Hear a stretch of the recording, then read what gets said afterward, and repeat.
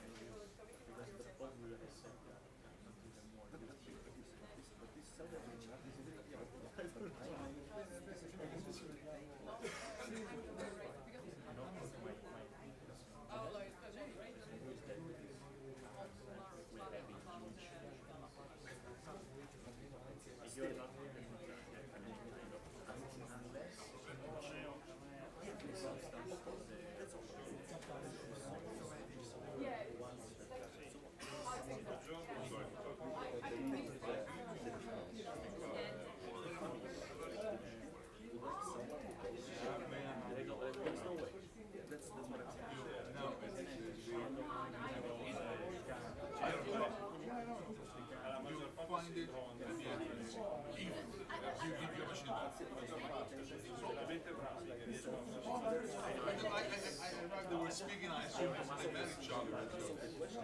Maria Dymitruk.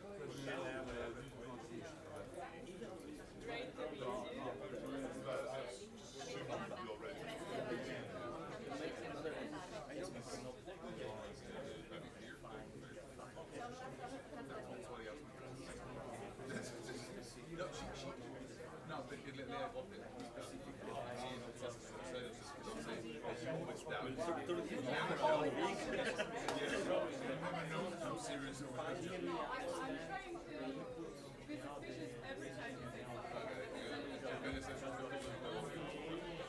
Allora, io non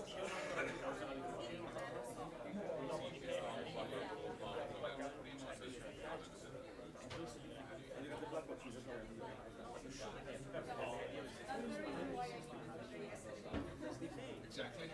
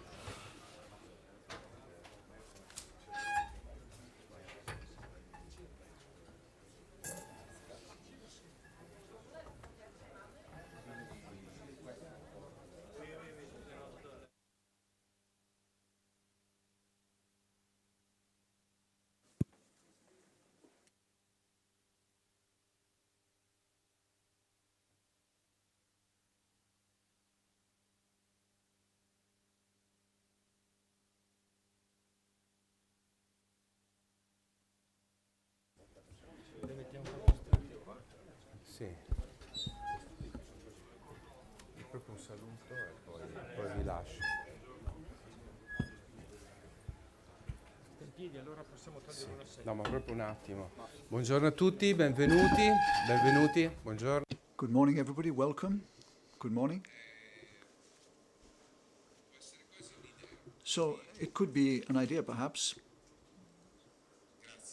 Thanks. Perfect. Good morning. I'm Paolo Carta, and I'm a professor here at the university at the Faculty of Law, and I am the director of this faculty. So I'm very, very happy to welcome you today. This initiative is very important. We believe wholeheartedly in this initiative. I would like to thank the Bar Association and the organizers. In particular, I have worked with Flavio Bertinonini, and I would like to thank him for his input in bringing such important topics to the table in our faculty. This is an open forum. Our faculty is a place where we hope to be able to develop a series of different initiatives, and we count on this as being a real workshop for the future. This is one of those initiatives, and we hope that we'll be able to contact increasingly the world of the professions in a context which will bring citizens into close contact with law. So this initiative is very, very important for us. I'm very, very happy. Unfortunately, a director often has to be in two places at the same time. So for 5 minutes, I'll have to be elsewhere, and I will be with our Vice-Chancellor in another meeting briefly to give the institutional greetings, but then I'll be back here to be able to listen in detail to the talks about this topic, which is a topic that we deal with on a day-to-day basis. Thank you to Councillor Spinelli, who we were speaking with a moment ago about this topic, how to actually enhance security in these new alternative models in order to make the use of AI more secure and safer. In other meetings here leading up to this one, in the faculty, we've had the illustration of a series of new devices in the AI field used in large legal chambers. Last week we had one example presented thanks to the creation here in Trento of a centre of excellence, and we had great input in this respect from the councillor who is here today, Councillor Spinelli, in the creation of this workshop. And this Centre of Excellence is able to present things that our students would actually not see otherwise. This is an AI model which has been created deliberately for legal chambers and is actually perfectly adapted to their needs because it will be used within the context of these legal practices, and it gives a certain margin of safety and security. When we want to put very sensitive data into this kind of model, like a chat GPT, this can create various problems. Obviously, this is inevitable. But with regard to these topics, we'll have the possibility to speak. We speak about them every day, and it's important that we should talk about these in the university, and it's important that practitioners should give their input and express their misgivings and needs, because it's only in this way that the university also will be able to take the important steps in order to be able to create a real link with the world of professional practice on a day-to-day basis. Our students are getting ready for their entry into this world, so it's important for them too. So thanks for this initiative. I'm very, very grateful to the organizers for this meeting, or for these 2 days that we'll be spending together. These are 2 days which are full of interesting input about important topics. So I'll leave it there. So thank you. I'll be back in 5 minutes. So I will now pass the floor to my friend, the chair of the Trento Bar Association. Well, thank you, Paolo. Thank you very much. So we'll see you in a few minutes when you're back. Well, I too would like to thank all of you for being here. I would like to thank all the speakers and all of those who have contributed to organizing this meeting. I won't speak at length now because there will be, at the end of the Congress, an opportunity to exchange thoughts. I'd just like to speak about how this initiative was born. This was born as part of the work of the Commission for New Technologies in the legal profession at European Commission level. And so we are the Italian component. I am from Trento, and we've got here a colleague from Lucca, and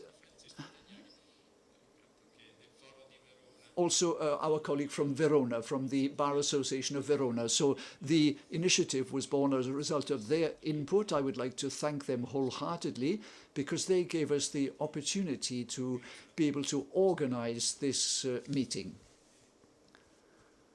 Then, what can I say? This is a very varied program. There will be specific sessions which will also have an interdisciplinary character.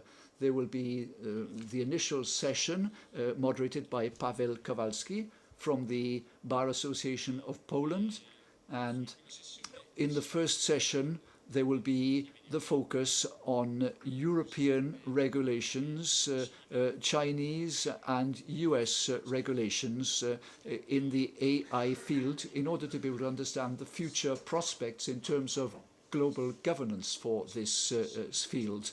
Then in the second session, we'll be focusing on the use of AI in the diagnostic field in medicine and the use of autonomous devices, and here too there will be an interdisciplinary focus with legal and ethical implications regarding the use of AI in this field. In the third session, the focus will be on improper use of AI. This will be in the afternoon, and so here there will be the question of fraud in the privacy field, and there will be also a focus on strategies to counter this. And then in the last session of the day, we'll be speaking about AI as a tool in order to reinforce security and also its misuse for cyber attacks.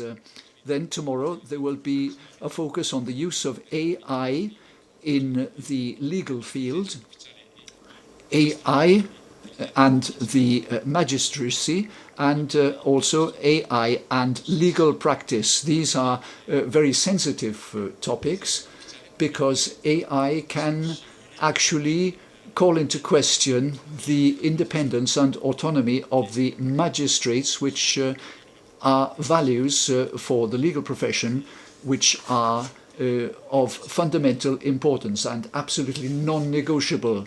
So the independence of the magistrates is fundamental because history and current affairs also teach us that in anti-democratic regimes, when magistrates are no longer independent, the first to be actually affected are lawyers. We see the cases of Turkey and Iran and many countries in the world where, unfortunately, we have lawyers who are threatened, and these are countries where the magistrates don't enjoy any independence. With regard to the impact on the legal profession, I personally am rather concerned, among other things, because this advent of AI in our profession is taking place at a time when our profession is facing a crisis. In this respect, it's enough to think that in 2019, the year when there were most people actually trying the state exam to enter the bar. There were 27,000 candidates, and last year 9,300, so a third of those in 2019.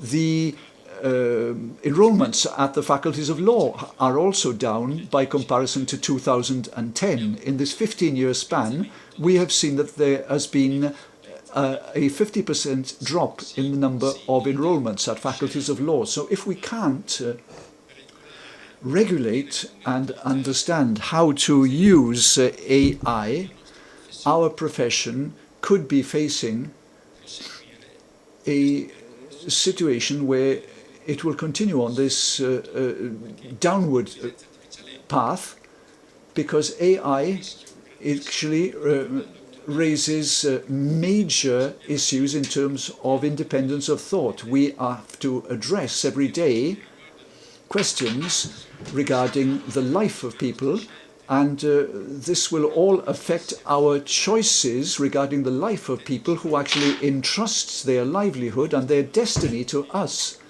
And so we here cannot think that we can actually entrust everything to a machine here in order to help to address these people and counsel them accordingly.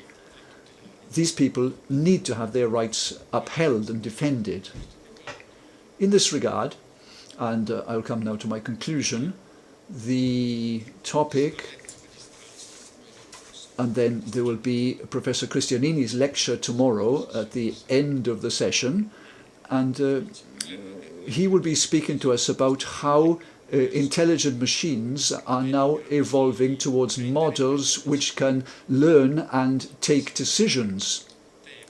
This subject actually reminded me of a talk by Councillor Spinelli, who is present this morning, and Professor Gabriele Fonseca in March 2023 here in Trento at another venue. This was the ex-chair of the Guglielmo Marconi Foundation.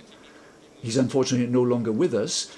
And he said something that struck me indeed. He said it's no longer sufficient to learn about AI. Now we have a machine which will be elaborating and processing an enormous quantity of data with a capacity which is quite awesome and which is far superior to our human capacity. But the objective of the machine is one that we actually determine. We say to the machine how far we want to go, and the machine will process data in our place. So we can't speak about artificial intelligence. We could speak about AI only when the machine decides autonomously how far it goes. And so it would no longer be us telling the machine at that point. So Professor Facciasecca on that occasion said, well, yeah, unfortunately, it will be too late to actually stop the machines when they determine their own aims. At that point, either we will have developed systems to control the machine, or there will be very, very serious risks as a result of this. So I don't want to alarm you, but this is a thought that we have to bear in mind, because we have a lot of enthusiasm in a lot of scientific fields regarding the potential of AI in medicine, for example. It's absolutely wonderful to see these prospects. We have prospects in this respect which are exciting and enormous in terms of the potential progress, but we must be careful. If the machine determines its own aims, then we will not have any control of the aims that the machine is pursuing, and at that point we could really find ourselves in a difficult situation. So I would like to thank you once again for being here. I would like to thank all of you. I would now like to pass the floor to Marc Lebec, who is the chair of the European Federation of Associations of the Bar. Thank you, Mr. Chair. I'm not ready to speak. I will speak in French and English So I'm from Switzerland. I'm president of the European Associations of the Bar, and I'm very... which counts 200 bars and some 1 million lawyers, that we have a very strong New Technologies Commission. And this New Technologies Commission, which is the president is here, Maria Dymitruk from Poland, and it has several members, very good members of your country. Lucca Bar, Francesco Spina, Verona Bar, Francesco Tregnaghi, the two Francescos, anche Trento Bar, Flavia e anche tu.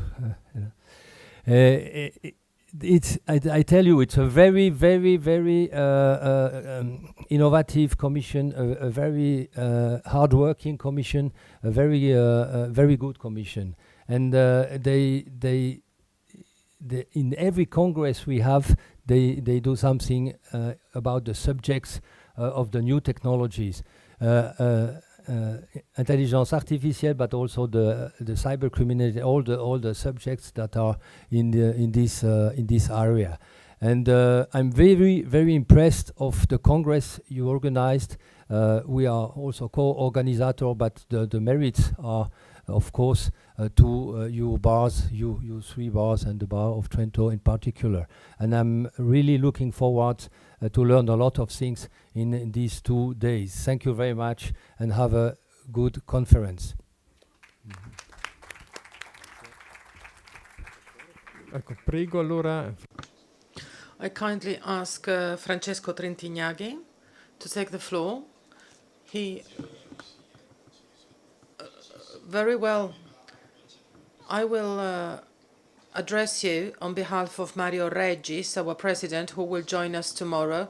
I would like to thank the university hosting us, the Bar of Trento. Thank you to Flavia Betty Tonini for organizing things wonderfully.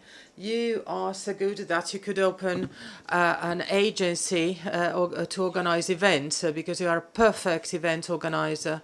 I would like to take this opportunity as a member of the Committee for New Technologies, which is directed by Maria Dymitruk, whom you will listen to over the course of the day. So I take this opportunity to tell you about the guidelines about the responsible usage of artificial intelligence on the part of lawyers.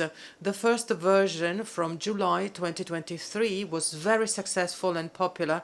A new 2.0 version has been released. It is to be found on the website of the association, fbe.org, and it is in English. We will try and have it translated into Italian as well. Enjoy the proceedings. Thank you for being here.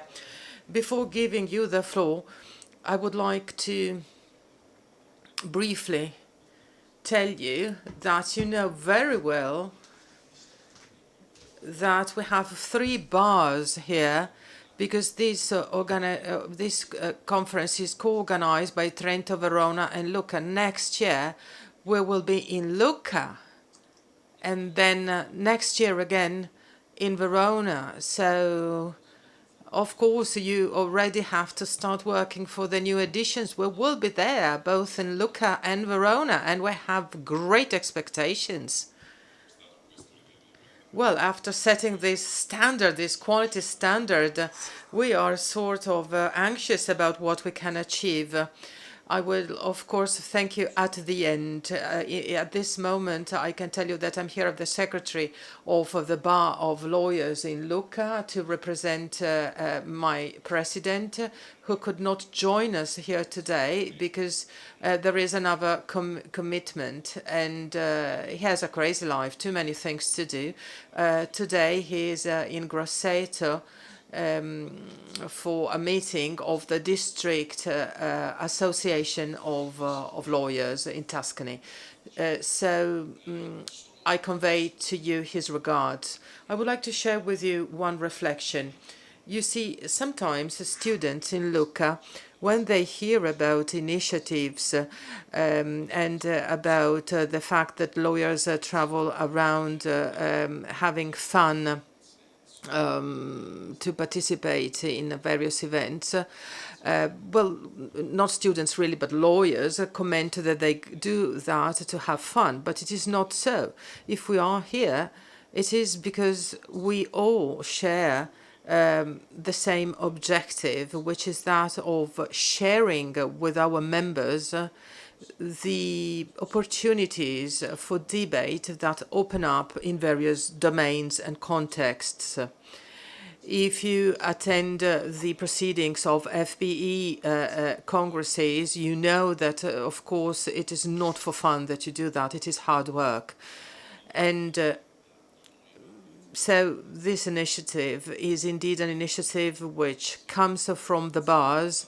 And so it is an event which is not a individual one. It has a lifespan of 3 years, and it also has an international scope. This is what I wanted to reiterate. Now we give the floor to the provincial councillor. Thank you very much for organizing this event. Thanks to lawyer Counsel Betta Tonini for working so hard. You have seen that there are several sponsors behind these 2 days of event, and this testifies to the importance of the event. I would also like to thank the Dean, Mr. Carter, Professor Carter, for his work and for his far-sightedness here of the department. This is an example of excellence in Italy, so thank you for that. This is a very important topic, a very interesting one for the government, for the public administration. I also work as an accountant in addition to my political activity. So I too am concerned by what might come from AI for the profession. I would say that accountants started using digitalization back in 1989, and it was a sort of revolution. So we were involved before other jobs and professions. There were many concerns at the time. We were afraid we would lose ground and we would be taken away part of our work. And it was not so. It has been the other way around. As a matter of fact, resources have not been taken away from us. They have been given to us as well as additional tasks, so much so that if we worked 10 hours a day before, now we work 12 hours a day. And I believe that the same will apply to AI in other domains. We would like to be supported in routinary and low value added tasks. And we would like to devote our time to nicer tasks thanks to the support coming from digital services. And that goes not only for our professions, but for the entire economy, and I would say for the entire world. Since we are called upon to govern an area, we are very aware of all the implications for people working in other sectors, people who perform routine tasks, low-skilled jobs. There are also concerns, many concerns, I would say, and we are aware of that. There are concerns about future trajectories and directions. This is something that we will have to continue dealing with. I would like also to thank you for working with FBK, the Bruno Kessler Foundation, which has been working in this field for decades now. As the president of the Trento bar correctly said, rather than speaking in general of AI, we should speak about the security, quality of data and their processing. So algorithms should be what we talk about. And this is indeed what the foundation, the FBK Foundation, can work at. I would like to draw it to a close by saying that recently President Obama, former President Obama, was in Italy for a convention, and or rather the Technology Council for the presidency, for the former presidency, took the floor, and he explained the position and the situation in the US. It seems that there the scenario is free, more than here, and less regulated, while we have so many regulations here in Europe. I think we should open up a debate on that too. That was very interesting. Another interesting aspect is the fact that a brilliant Italian startup recently, at a session of the Wired Festival in Roberto about technology and innovation, shared his vision and opinion about the impact of widespread AI usage. So he said that if we are able to ask the right questions, we'll be successful, while if we only are able to give answers, we are doomed. So this is what he said. He was very straightforward, but I think that it is really so. And being able of asking the right questions is going to be key. And that goes for building the right algorithms. So that is key for the future. Let's try and be the people who ask the right questions, refraining from simply giving answers. If data are properly combined, they give the answer. They will be able to give the answers. And this is what we work at with the resilience plan, with flagship projects. We will have opportunities coming from the usage of digital services, and we will use the time that we save for routine tasks to devote our attention to other things, which are of utmost interest for the province of Trento. Welcome to Trentino, of course. Thank you. Now, this marks the end of the institutional addresses. We leave the floor to the moderator of the first session with Paweł Kowalsky from the Warsaw bar. Then we have Professor Bagni, we have lawyer Melchionna, and we also have Professor Qian from China, who will address us remotely.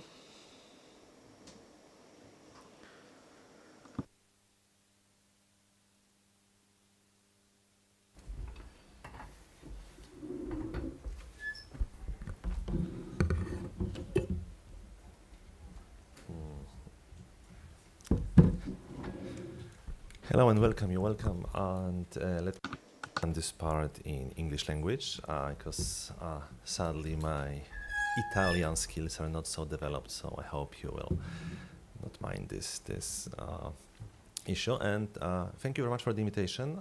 Right now we'll have, from my perspective, extremely interesting part that will tell us more about the supranational regulations of the artificial intelligence, and will make the view from three extremely important parts of the world. So we'll make it from the view of Europe, China, and the United States. And to discuss it, we invited three scholars that all of them are somehow connected to Italy, so all of them will have some inside view. But let me welcome Filippo Bagni, a scholar that is really into the European Union and artificial intelligence. He's affiliated with the school from Italy with the studies Lucca Italy when he is contributing his academic roles. And yeah, we got Filippo here, and we got the Professor Tao Qian, and she's the professor from China. She's based on the China University of Political Science and Law, and her research as a director of the Research Center for Intellectual Property is giving a vast knowledge and practice in this area. And Professor is with us online. I hope Professor can hear us. Yes, okay. Hey. Oh. Thank you. And we got Luca Melchionna, an attorney also that is based both in European Union, Italy, and United States, and his vast knowledge and his vast experience from New York bar will also help us to understand where we are right now, where we were, and where we are going. And to just give a glimpse of the start, probably we wouldn't be here if 2 years ago, on the 30th of November 2022, there wasn't an introduction of the first general language, the ChatGPT. Of course, AI existed before, but this moment started what we can call a new era of fast development and vast interest in artificial intelligence. And while 2 years ago we could just all laugh and just, say it's a toy for kids that is misleading us, creating us stories even of the simplest questions.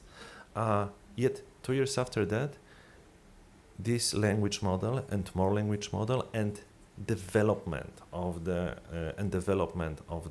artificial intelligence is right now spreading around the world, astonishing us, I would say, every month. But honestly, it happens almost every week or almost every day. If we look at this, what kind of new possibilities in this? And thank you very much for the creators of this conference, that we can have like the vast look from these three main areas of the world. As you know, of course, that we all know that United States invents, China is producing, and EU regulates. While this sentence is being used for usually showing up that the European Union is slowing down the development, we'll try to show also in this part that that's actually not true, and that's also it's extremely needed. So enough of me, that you are here to listen our guest. So let me point my first question to Professor Tao Qian, and I'd like to ask you if you can tell me, China is already prioritized artificial intelligence development in its strategy.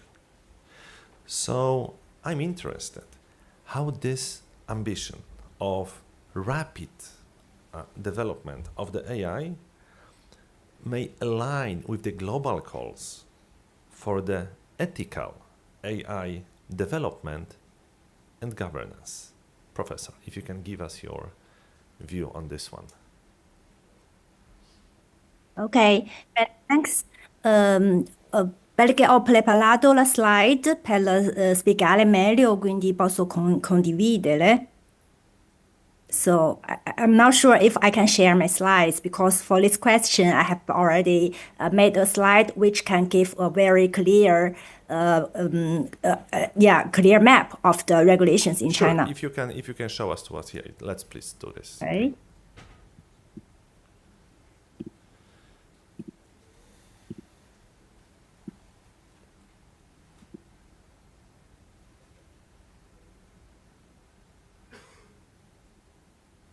Okay. So I'm not sure I should speak in English or in Italian, but I made my slide in English, so I think I can speak Italian, so both the English and Italian can be covered. Come tutti sappiamo, As we all know, China is one of the major competitors in AI industry in the world. And this is the reason why the state has always made major efforts to develop AI, which means that, by the way, the State Council issued the development plan on the new generation of artificial intelligence. As the previous professor said, the regulatory framework is peculiar for each region. Let's have a look at the Chinese system. We have laws and decrees and rules, or rather, and standards. But in the AI sector, we have many ministerial rules, many national standards. We do not have now laws and decrees. And there are important measures instead, regulations, I would say, that have considered the scenario of cyberspace administration. And this is something which is drafted by the various ministries involved. Two articles specifically are important. One is about data training, and I'm talking about the input of data.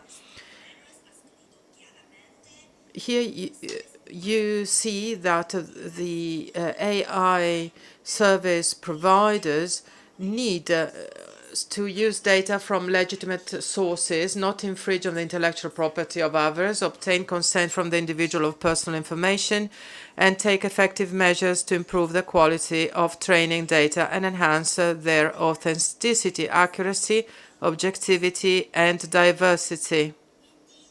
So, this article is specifically about input.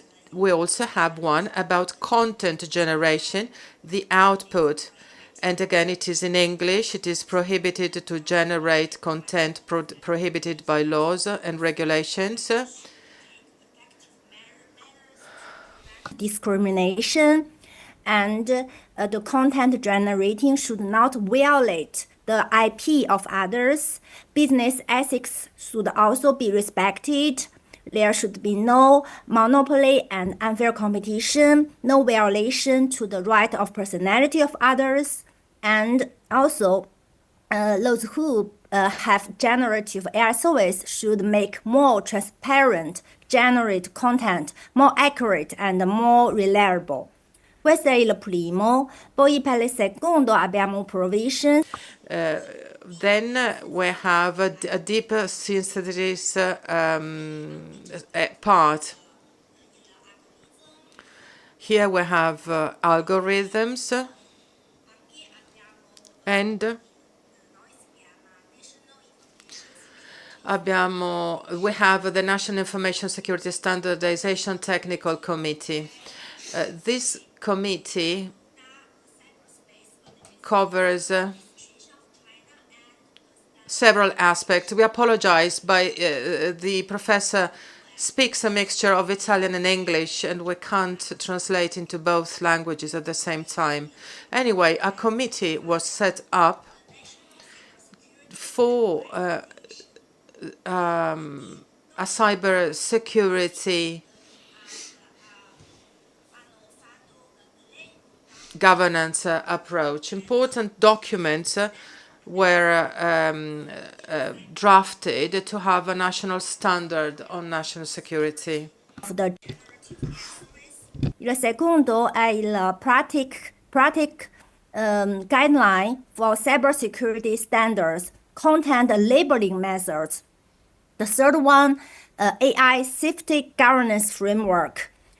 Quindi da questi tre standards significa che tutte le aziende che fanno business di AI devono seguire questi tre standard.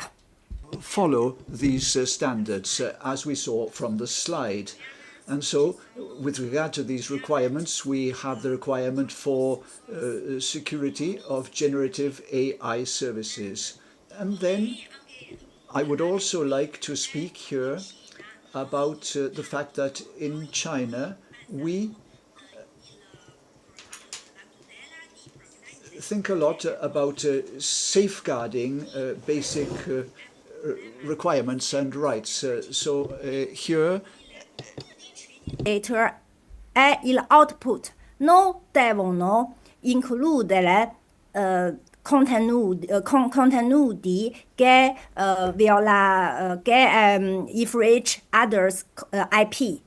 Quindi, service providers should identify the main risks of IP infringing in the training data, should also identify the copyright infringement in the output of AI. Poi su questo AI Safety Governance Framework ci sono requisiti su il modo algorithm developer, AI service provider, and also the general users. Inclusion, come includere, vuole dire noi abbiamo delle principali per il governance di AI. In questo momento. Il primo è bilanciare balancing the development and security. Il secondo è come fa combining innovation, promotion and governance. And il terzo è per fare inclusive, prudent and classified supervision su AI. Okay. Okay, thank you very much. We got from you a very inside look on this, and we'll try to later ask the questions to this very insightful view. Thank you, Professor. And now I'd like to point my question to Luca, because as I said, we got the innovators and regulators. I'd like to see your perspective as the legal advisor who live in both worlds. So how do you think how the US regulatory approach to AI differs from addressing from what we got in EU and from the values that we got in the European Union? Can you hear me? Yeah. In English or in Italian? I'm not sure. English. English, that's fine. English? Okay, that's good. First of all, thank you very much for the invitation here to all the organizers. It's a pleasure to be here, an honor, of course. The US is the innovator here, at least has been labeled as the innovator. I would say the regulatory approach, it is kind of a funny question. It is like that if there's a new technology, the approach seems like, oh, but we forgot about the laws and the statutes that you produced in the past, and basically they don't apply. That's not true. The concept is we have an entire book of laws in the US that, as a matter of fact, they are applied to the technology. In the IP sector, health, environment. So the issue basically is, or at least if I can rephrase the question, is why the US is not adopting a comprehensive regulation at the federal level. And I would like to remember that the US, we have the federal, like here the EU, and then there are 50 states, and then within each state there are counties and cities. If I take a look right now, 2024, there are regulations at the federal level. There's no comprehensive regulation, and if you want, we can discuss why the US is not probably inclined right now to take, and probably will never take, a comprehensive regulation like the EU, and we discuss about that. I am in the task force of the New York State Bar Association. We issued guidelines about the use for the profession, within the profession, of the use of AI, but we don't think that the Congress will ever regulate in the same fashion, or a statute in the same fashion of the EU Act on AI. And we can discuss about the political factor, the technical challenges, the economic considerations, what is the current approach. If you want, I can go deep and discuss why the US is not adopting a comprehensive regulation. Do you want to know why? I don't know. Yes, it could be a good. Yeah, and I'm happy to take questions if you want. Raise your hands and introduce yourself. We'll make the questions at the end. Oh, okay. We'll Okay. do the part. That's the good. part. So I didn't know that. That's fine. And of course, at least we can discuss, and I'm happy to respond to questions of my colleagues here. Sure. At least from the European side, and from the China side, of course. Yeah. Oh, go ahead. Go ahead. Yeah. Continue. No. Do you want me to get into the details why the U.S. is not adopting If you can, comprehensive? just Of course. So the main factor is basically political. In Congress, there are, as you know, two main political parties, Democrats and Republicans. And the Republicans have an approach on the market will regulate itself. Okay. Democrats tend to have a different approach that is a little bit more regulatory, but in a fragmented way. So this is the approach, the basic approach. However, I think that also the industry, the tech industry is strongly lobbying in two directions. One is no regulations, the other one is give at least a little bit of regulations, at least in certain sectors, maybe data privacy.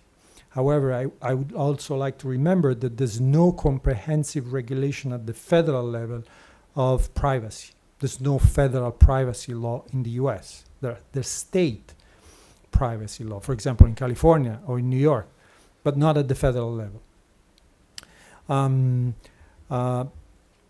However, the US is very strong in fragmented regulation or sector regulation. So you want to have teeny tiny sector of the industry to be regulated because it's easier from a political perspective to find consensus. And this is what it's easy for Democrats and Republicans to get together, sit on the table and issue something with less push from the industry. Now there's another factor that is of course technological, this is a technology that is evolving fast. Every day there's an advancement. The issue is, okay, how can we regulate something if the target is moving so fast? Because even if we issue something, or if we adopt and enact a regulation, after 2 months may be old.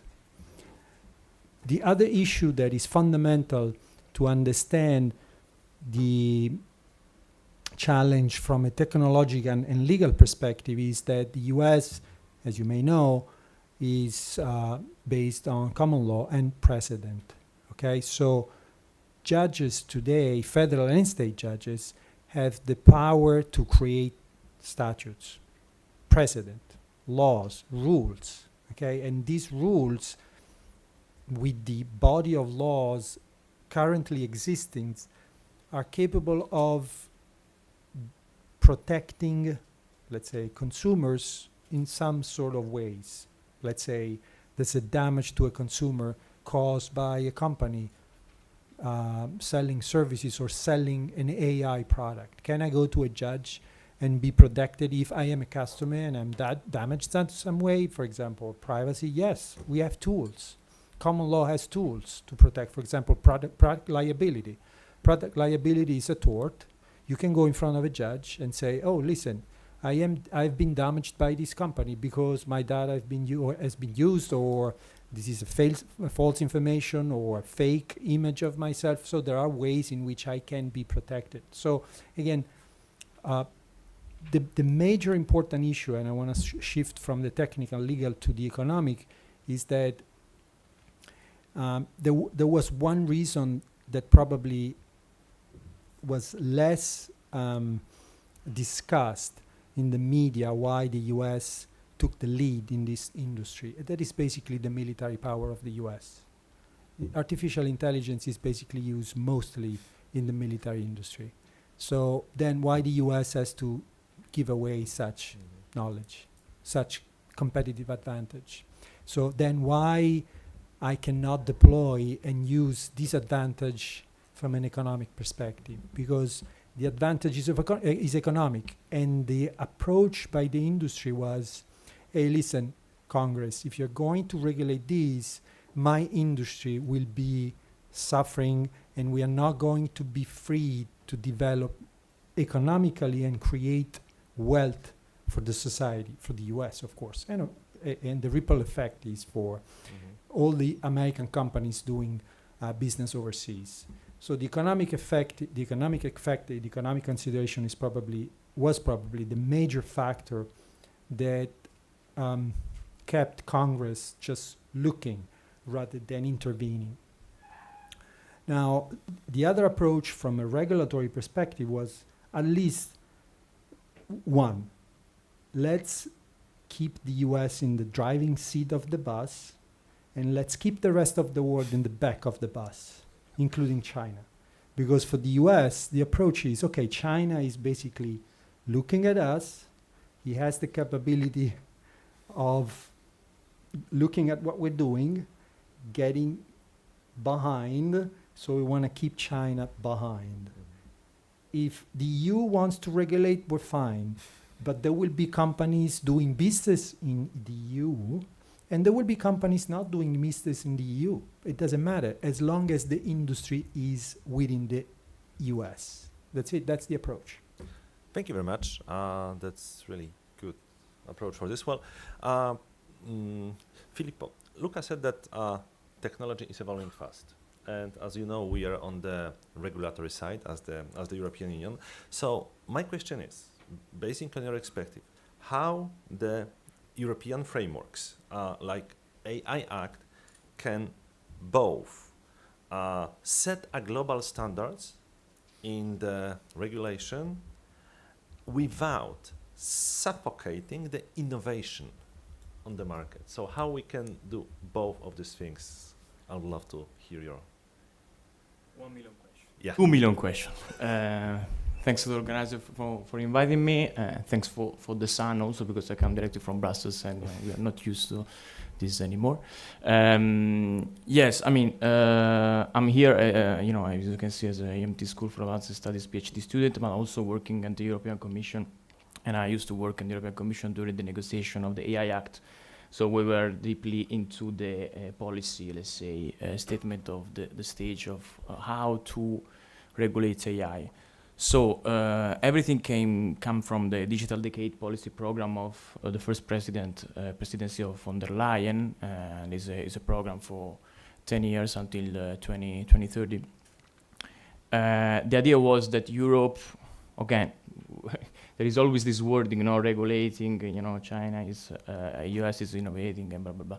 But the point is here that we have a life offline and we have a life online. This is clear to me, okay? I have some slides I'm not gonna project, but just to tell you that every 60 seconds we have, for example, 695,000 stories on Instagram, 10,000 connection on LinkedIn, 3.4 million snaps on Snapchat, okay? So the world is online. It means that also our rights are online, and it means that also our fundamental rights are online. So let me clarify something before I was thinking about during the introduction. The new thing here is not AI. We already said that. The new thing here is generative AI. There's a technology, okay, within AI, chatbot such as ChatGPT and so on. So this is the new thing. This is the new tool, okay? You ask a question, you have a reply, such as a person would reply. And the knowledge is big, because these models are trained on big data. And when I say big, I would say, I have to say big for the next 10 minutes to explain how big we are speaking about. So, this is the difference. And AI Act, this is the most, let's say, now debated regulation, is just part of this program, of Digital Decade program. We have the Digital Service Act, the Digital Markets Act, Data Governance Act, and again, I can speak for other 5 minutes about regulation we are introducing. So there is a need of regulation to update, not our fundamental rights, because our fundamental rights are horizontal, okay? to update the society on how to address these fundamental rights, and mainly companies. Because now we have, since 20 years, we have new players outside there, big techs, okay? They have our data, they know everything about us, they know our personal sensitive data because we shared, okay? So it was our bet, let's say, but we were not aware. At least me, I was not aware 15 years ago when I opened my Facebook account that was, sharing this kind of data. Now we know. So now we have to prevent the future generation to do so, and the last generation to, let's say, just say goodbye to our fundamental rights regarding potential discrimination from these machines, because these machines are just neutral tools. Like every other tools has just to be regulated in some way, like cars and so on, okay? So the idea of the AI Act, and please interrupt me because it's a big question. Sure. I mean, it's super big. So interrupt me if I'm going so long. The AI Act do not regulate artificial intelligence as such. The AI Act regulates AI systems and models as products. So we are speaking about products, okay? Like the simple is based on the same.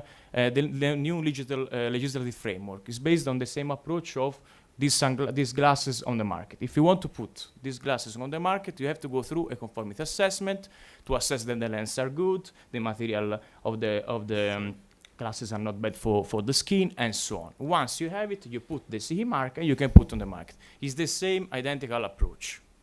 So it's not something that I would say block innovation, because these glasses, I have these glasses, so it's okay.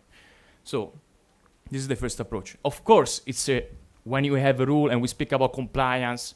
I mean, we spoke about before how we worry about how AI, can affect the lawyers' activity. Of course, it's gonna affect in some way the lawyers' activity, but a lot of work will be outside, because we're speaking about compliance, and we are compliance people because we know laws. And we can speak with two companies on how to address this regulation that is coming. It's already there. In 2026, we will have it. Okay? So, Europe regulates. Okay. US I have a lot of things about. We are not here defending the US and Europe. I would like to be the president. I'm not. But just to say, yes and no, because maybe at federal level, and now with Trump even more, it's difficult to think about the European national federal regulation on. But a lot of states in the US are thinking about. I'm thinking about California. This is the more European, let's say, state, and that already took the GDPR at the time. But a lot of lawsuits, for example, are out in the US speaking about protection of minors, speaking about fundamental rights, dissemination of illegal content, discrimination, okay? For example, the idea of putting in the AI Act the fact that you cannot develop, the judge cannot use an AI system just to for example, to address and assess the, the English word for recidiva, the recidiva for a crime, sorry? Yes, that's the thing, for a potential criminal, is because it's something that otherwise could happen. Otherwise could happen. This is the fact. If we don't put rules, this thing can happen. We're not saying that AI is the devil and it does do not have to be out, because we have also regulation that provides to public administration to digitalize itself, because it's as every neutral tool has benefits and not benefits, double face of the coin.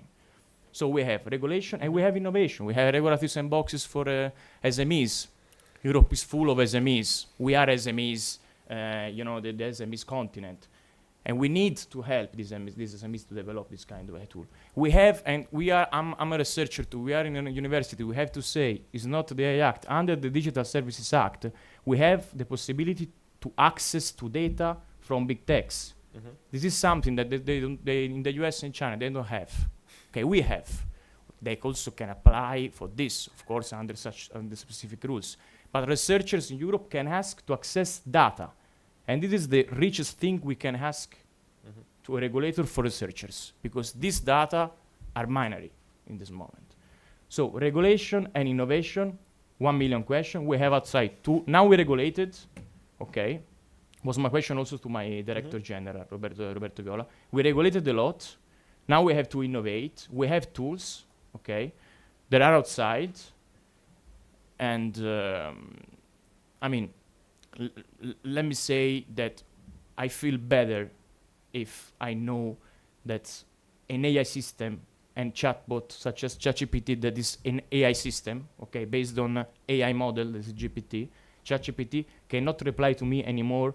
Who should I vote in the next European Parliament? I mean, it's something I should do, okay? This is the work we are doing in Europe in this moment. Okay, thank you. So as we are lawyers here, let's just try to go and ask the question to all of our panelists. A couple of weeks ago, we had a huge presentation of the robots created by the Elon Musk. And as you could see, this robot could talk to the people, could make some drinks. And Elon Musk also stated that within maybe a year, maybe a 2, all of us can have these models at our home at the price of no larger than 15,000 euros. So it's almost will be reachable for anyone to either buy it or to at least rent it. So in that case, let's try to think. I know that when AI Act was created, we had an idea of the creation of an additional personality. We call it an electronical person. It was dropped out at that moment because we decided it will not go that far. We should stick in our 2 personalities that we got in law. But still, I'd like to know your perspective from 3 continents. Should AI system be granted, or shall we start again the discussion about creation of some kind of form of legal personality to take accountability for the harm it will cause? Because these models can receive from us an instruction, but when they will be conducting some kind of activities while making some shopping or driving a car.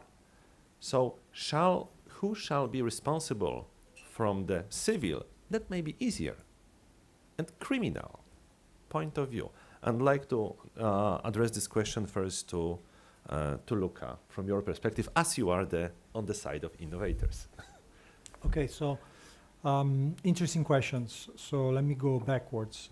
First of all, the concept of legal personality given to machine has been already discussed back in the 80s, especially by a bunch of American scholars, and the response is no. And it's very simple. The approach is the one that I share in part, that AI is a product. I share this in part. Why? It's a product for the final consumer. When the final consumer buys a ticket or decides whether to invest in one company or the other, it's a product if I am going to obtain some services or some goods, and I'm using AI as a tool to discern and decide to my advantage. Okay, it can be something else. And so now, why it is not legal personality? The concept is very simple. Is that behind that little piece of machine, there's another group of people, right? There are scientists, there are attorneys, there are economists who created and placed on the market that particular tool. Now, I want to go back and say also something like this, for the benefit of what the president of the Trento bar said at the beginning. At least in the US, we have one rule, and it's probably the same rule that you have in every, I hope, in every bar association all over the world, is that we have an obligation of competence. This is rule 1 of the American Bar Association rule of conduct, is attorneys must be competent, meaning, of course, in our profession, but if you want to understand exactly what we're dealing with, we have to know what we have in front of us, and we have an obligation to understand what we're talking about. So, and I want to go back to what you said at the beginning. We're not here defending or prosecuting AI. We are here because we want to understand what we have in front of us, so that we are more competent and we can use it to our advantage, not to our disadvantage. So now, I don't think it was a good idea to give legal personality to a machine. It was a very good idea to give legal personality to companies because they are created and run by humans. So, another issue that has been raised here is this. And this is why the approach that I don't share from a mere legal perspective, from a private point of view, and then I would like to just briefly discuss about generative artificial intelligence, because this is what we're talking about. One is, I think that if you want to defend consumers and you want to create a system, regulatory system, in which you establish and enact regulation stating that a particular company putting on the market something will be responsible if something happens, that's fine, but you're giving less opportunities to those damaged by the machine, like in the US, for example, to use punitive damages. They're way more effective from the consumer side.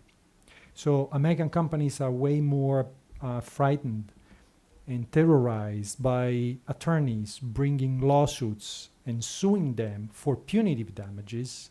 And we don't need regulation for that, because in the US it's very common. And we don't need a European act, but American companies are very happy to be here in the EU selling their products, maybe botched product, because there's no punitive damages. So, and in the end, what is the advantage of having a regulation if in this system there's no punitive damages? First point. Second point, talking about generative artificial intelligence. I think the issue here, because you said something about Trump, and probably, and this is your opinion, I share this opinion. I don't think Trump will do anything about regulating AI simply because his focus is on something else. Deregulating certain industries, among traditional industries, in particular fossil fuel,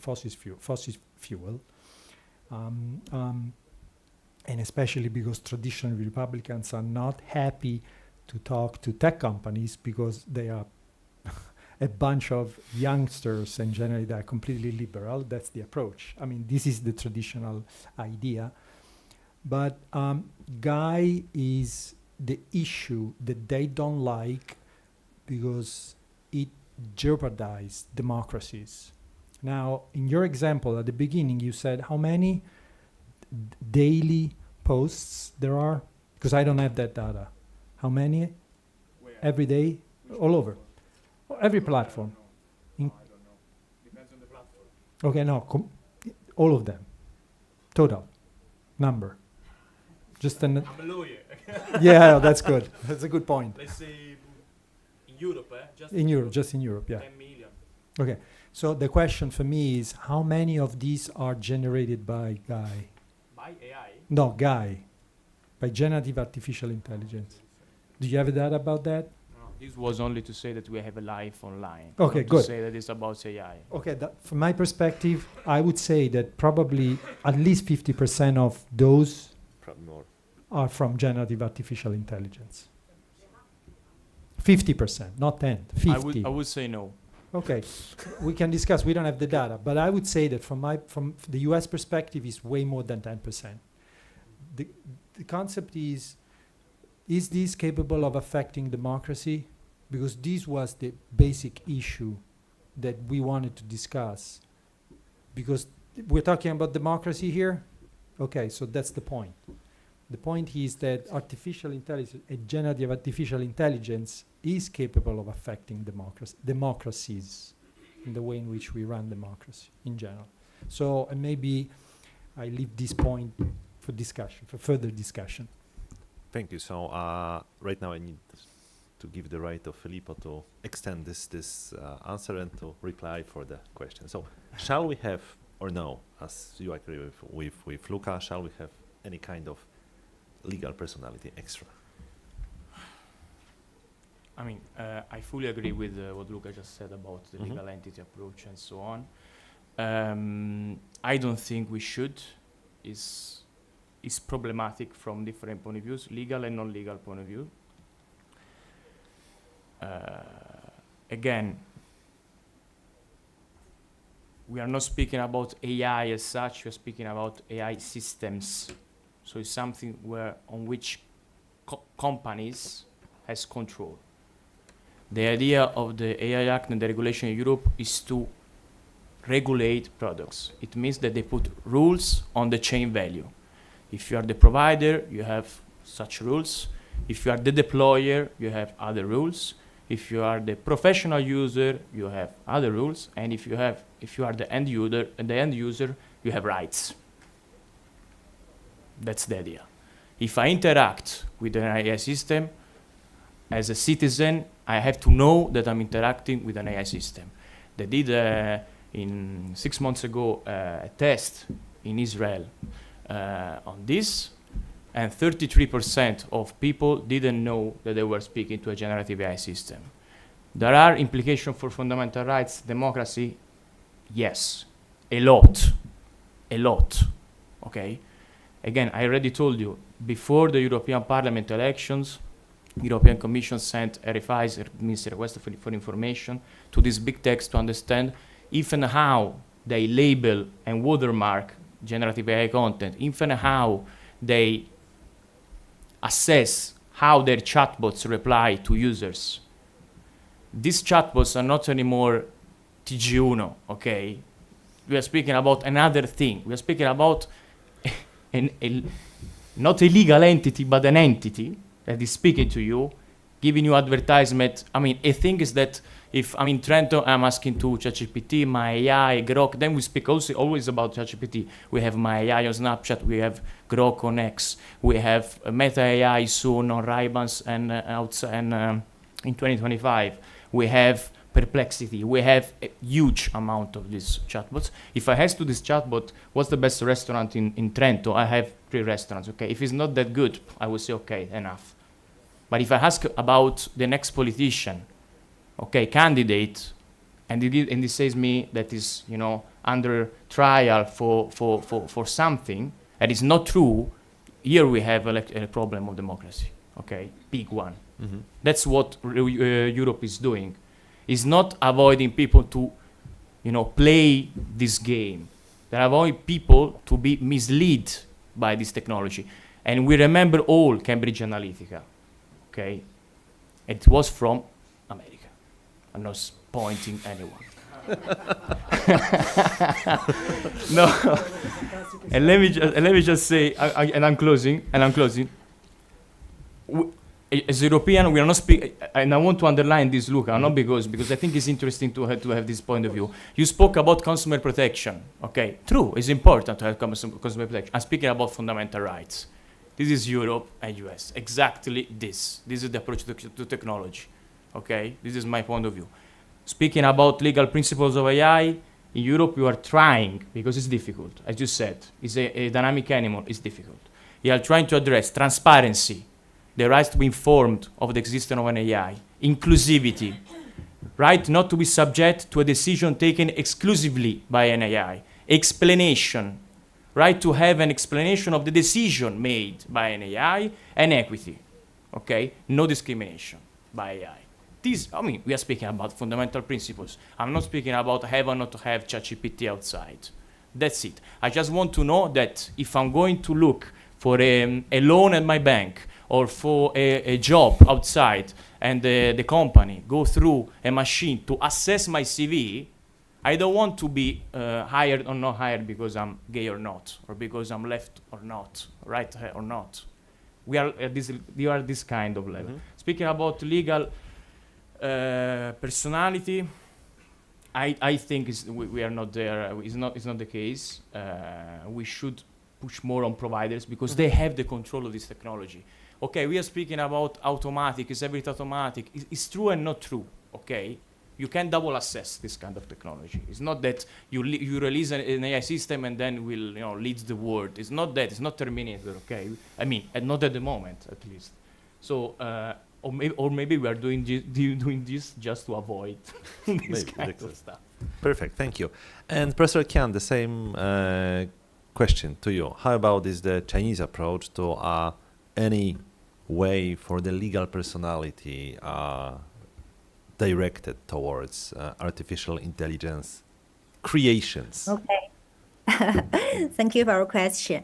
I think in China there is no possibility to create any personality to an AI because the basic principle is all rights should be granted only to human.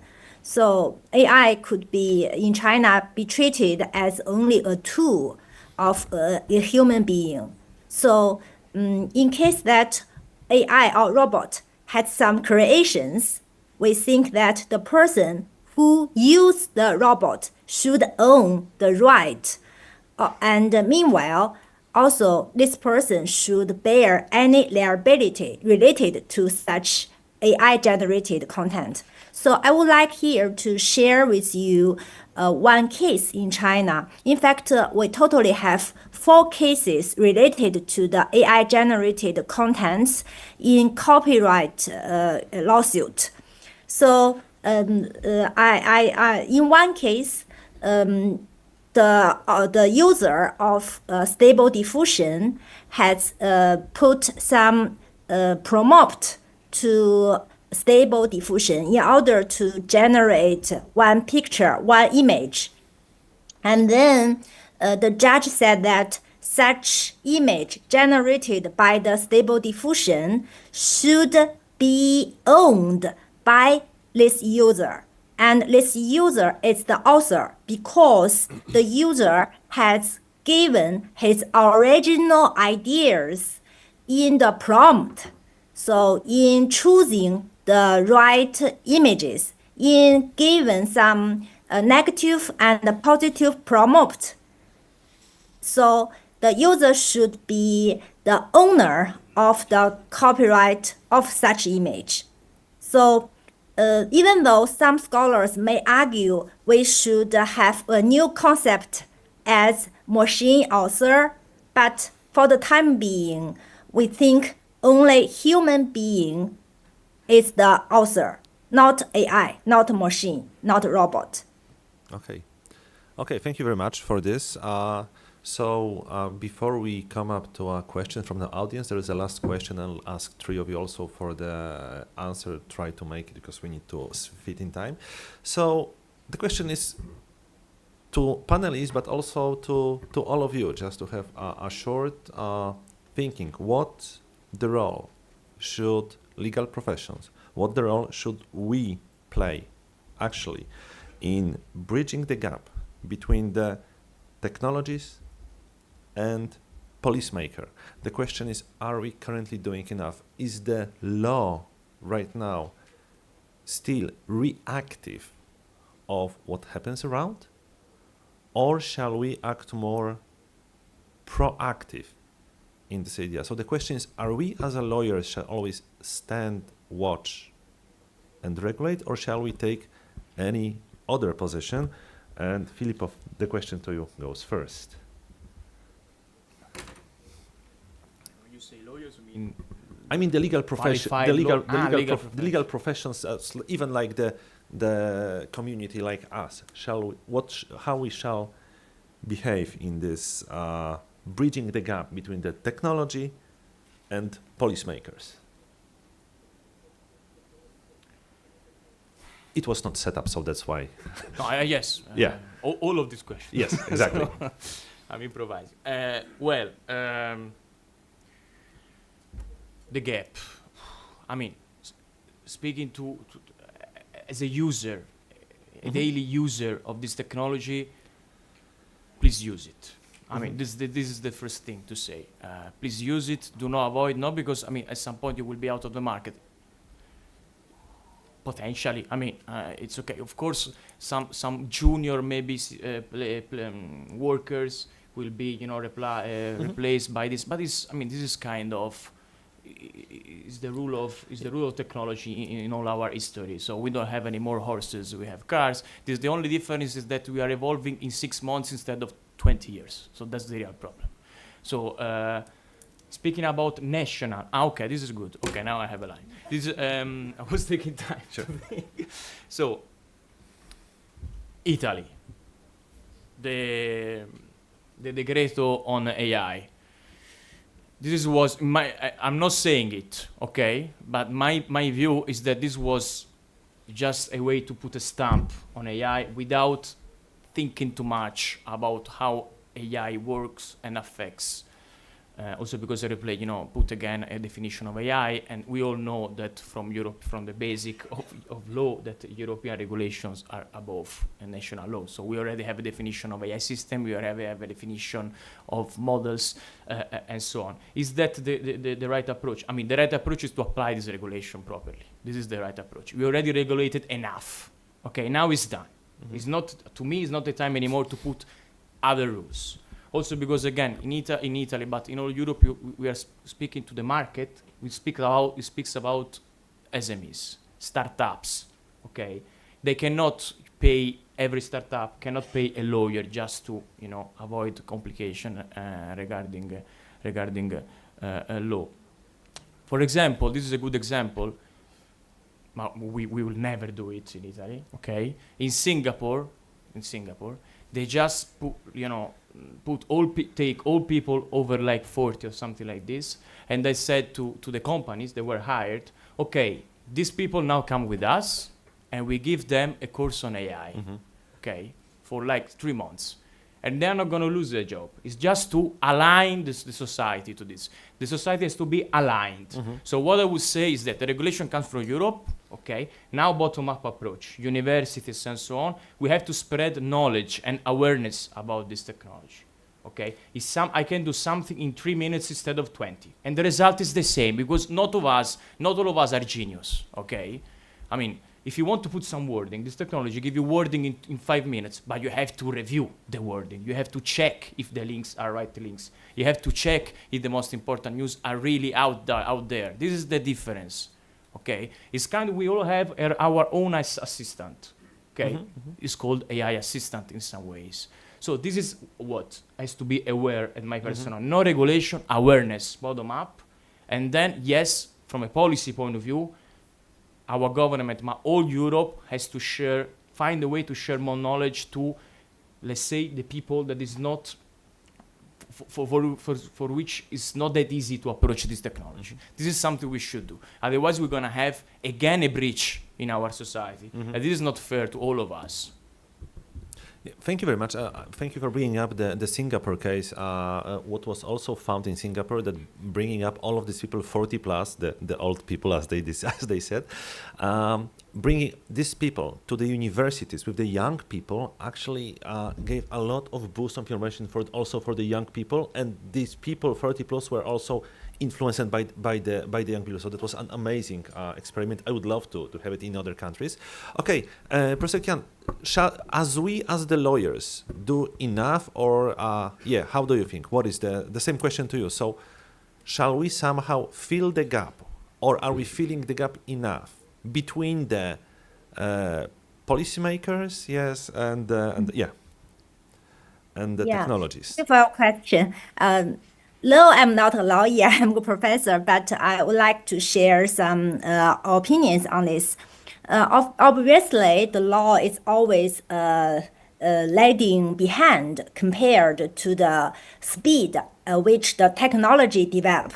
So maybe for those new challenges, especially the legal problems happened after the new technology, I think lawyers could do something to try to know what the judge will give decision for those new challenges and meanwhile can push the legislator to give new rules. For example, for the AI-generated content, whether it should be protected by copyright or not. This is a worldwide question. But if we look at those cases currently in different jurisdictions, we may find out that most of these cases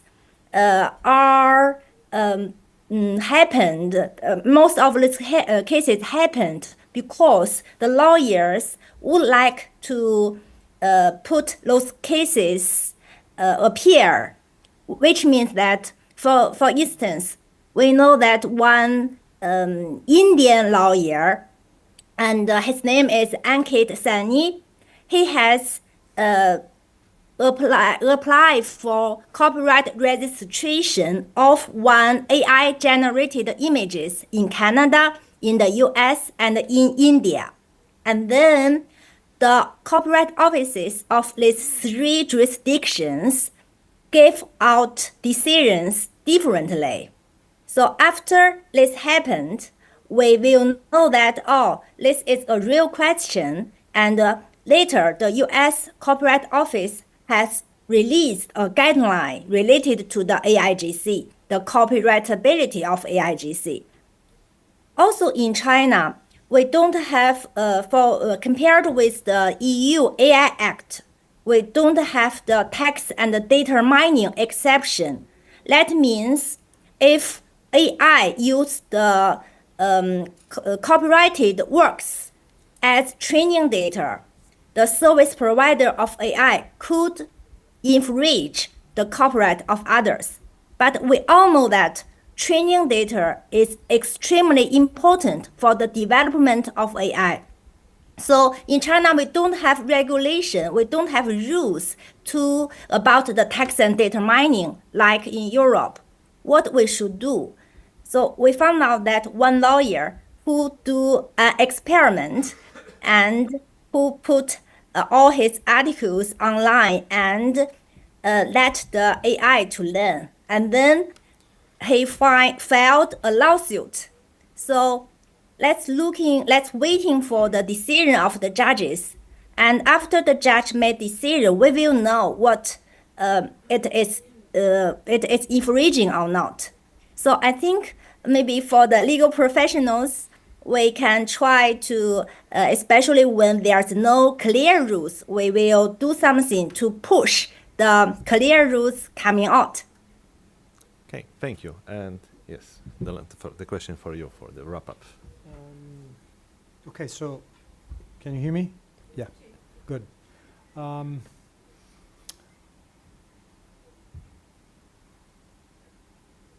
First of all, I mean, it is the basic response is we need to be aware, we need to be informed, and we need to know what we have in front of us. If we are interested in knowing what we have in front of us. And I think we've only to gain and push back on the any fear of knowing a new tool. So my response is that in general, if you have an object in front of you and it's something new, and you have to put some effort in understanding what you have in front of you, it's much better because then you feel less what you have in front of you. So yes, my personal opinion is yes, you have to take and put in some effort to know what you have in front of you. You will be less afraid of using that particular instrument, especially because it's not so dangerous. At least, let me take it back. It can become dangerous if it used for a particular purpose. So then it is necessary to find some sort of regulation to forbid these people to use the tool in a way in which it can misrepresent, disinform, discriminate, obfuscate transparency, because we all want that. We all want to know, for example, and in the US we're talking about that at the federal and state level. So there's a bill sitting in, I think, the Senate or the House, I'm not sure, so that when you see an image, you have a watermark, meaning you know that has been generated by AI. Okay, so at least then you know that you're looking at something that has not been created by, I don't know, an artist, but has been created by AI. Okay, this is important as an awareness, because right now you don't have this awareness. When you scroll into your phone, something has been created by AI, you don't know. The second issue, and I would say, because you said you discuss about fundamental rights, right? So discrimination is one of the basic principles within the US. So even if at the federal level we don't have a comprehensive regulation, at the state and local level, so for example in New York City, there's a regulation stating that you cannot be discriminated when you are hired for a particular position. You cannot be, so when you, in particular a city or state agency reviewing resumes for a particular position, you cannot use AI as a way to discriminate based on sex, color of your skin, national origin, religious credo, something like that. So, I mean, this is fundamental. This is fundamental rights. And we have laws in the books in several states, at least right now, probably in 20, and in several municipalities, in several cities, big cities, in which these fundamental rights are protected. So another AI regulation is about in facial recognition. Probably sooner than later, when you arrive at the airport in New York or in any other big cities, you will be recognized by your facial features. So it can be considered something compared, whether to see if your traits will be associated maybe with a felon, a convicted felon. So this, for example, a case that happened, I don't remember, between Ohio. So there was a traffic stop, and the police compared and matched a picture of a driver license. So this guy was simply stopped and had to go. There was a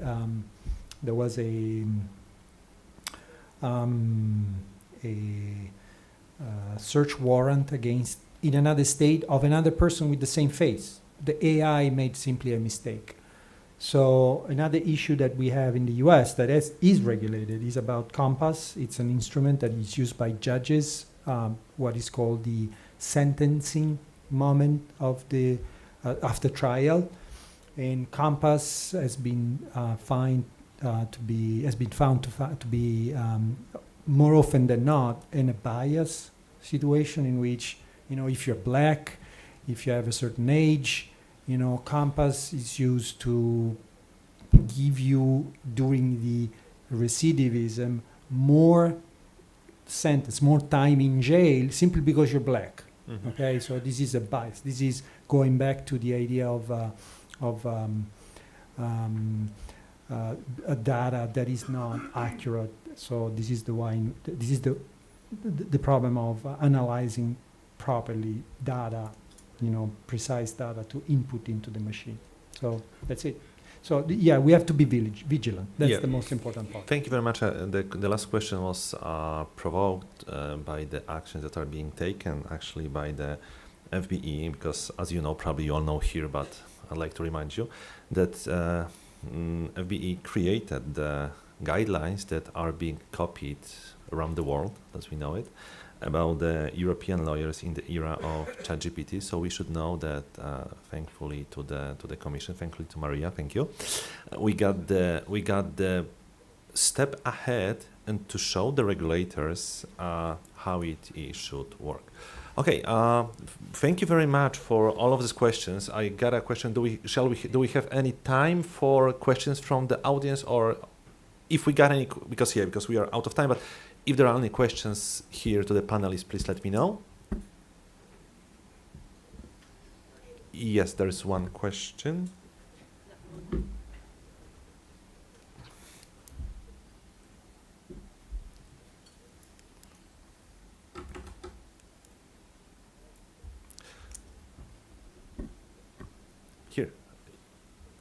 No, left. Yeah. Ah, okay. Okay. Hello, everybody. I'm Luca. I'm a trainee lawyer. And so my question is about the balance between regulation and innovation, especially in the law field. It's how we have to focus more for you guys in regulation first or innovation, especially in the work in the law field that is moving so much faster than maybe other field. So what can I expect as a trainee lawyer starting my program, starting my life here on this specific field?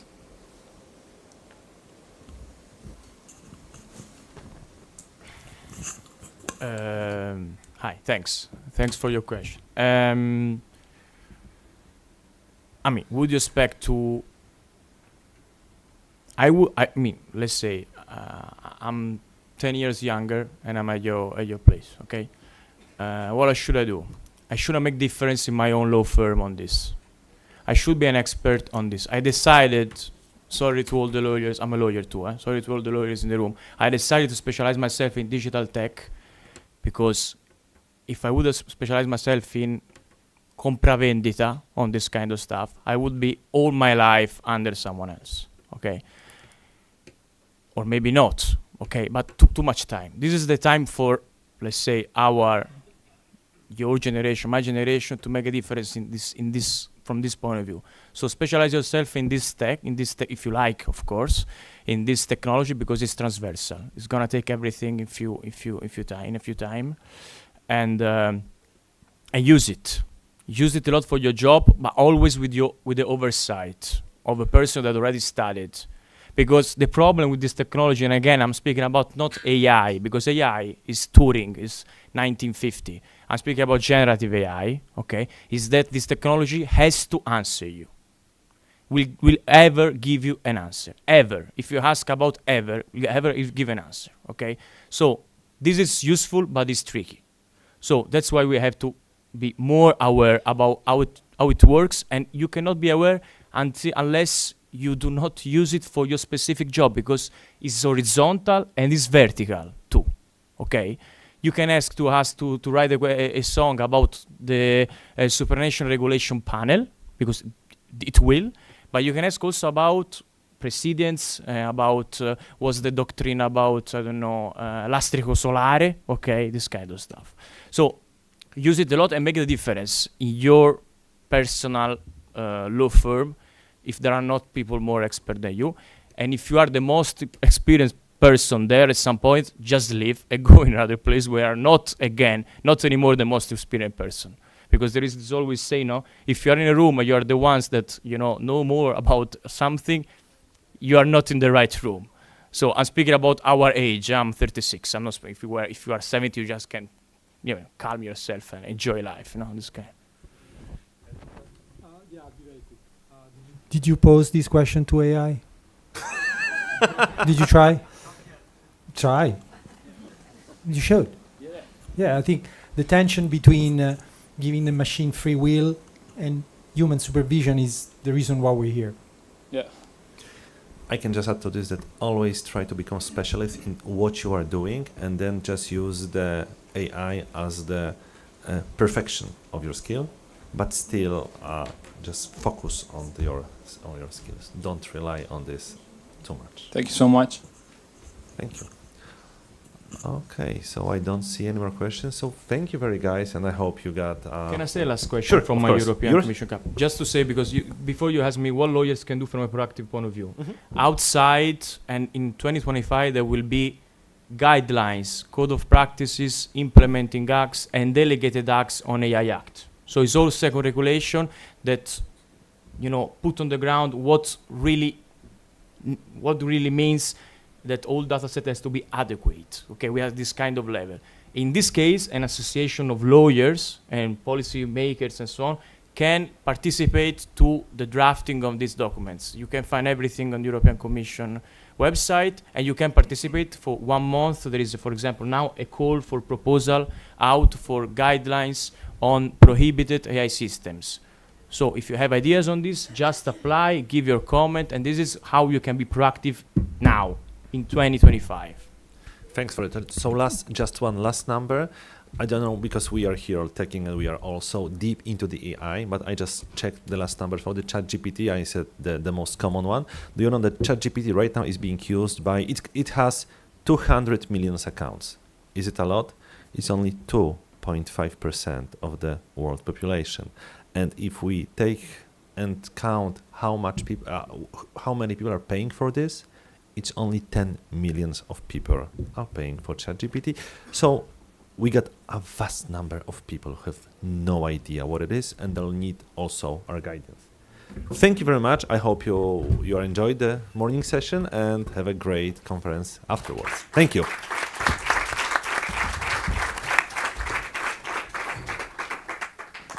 Scusate, informazioni di servizio, la pausa durerà un quarto d'ora. 15 minutes for coffee break, and then we have the second session. Downstairs you can have a coffee. Applicazioni in ambito biomedico e automotive, poi. And then we will talk about automotive and biomedical applications.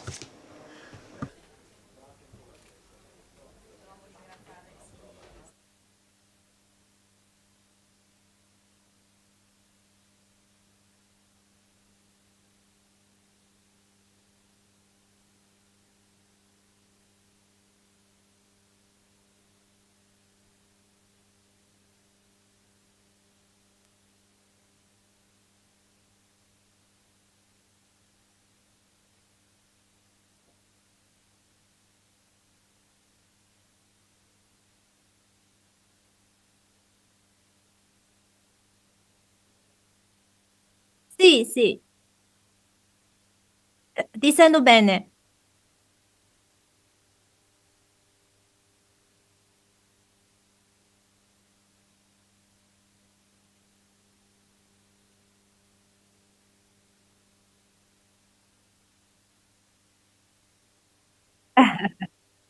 Grazie, vi lascio perché ora è tardi in Cina, devo tornare a cena. Ora è alle 6 di pomeriggio.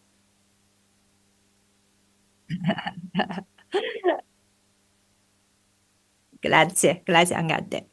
Ciao, ciao, ciao.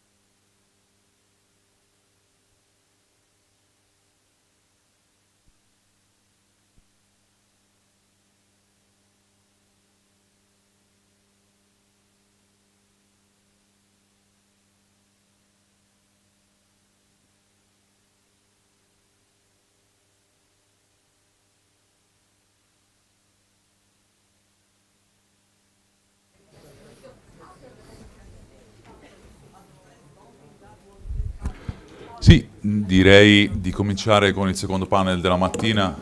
Se riusciamo a mantenere questo passo, direi che va bene. Cioè, abbiamo il quarto d'ora accademico che ci stiamo portando dietro dall'inizio della mattinata, quindi chiamo al tavolo I would kindly invite on stage for the second panel on biomedical and automotive applications the speakers. Roberto Compostella, Filippo Molinari, Maria Dymitruk are the speakers, moderated by Paolo Traverso.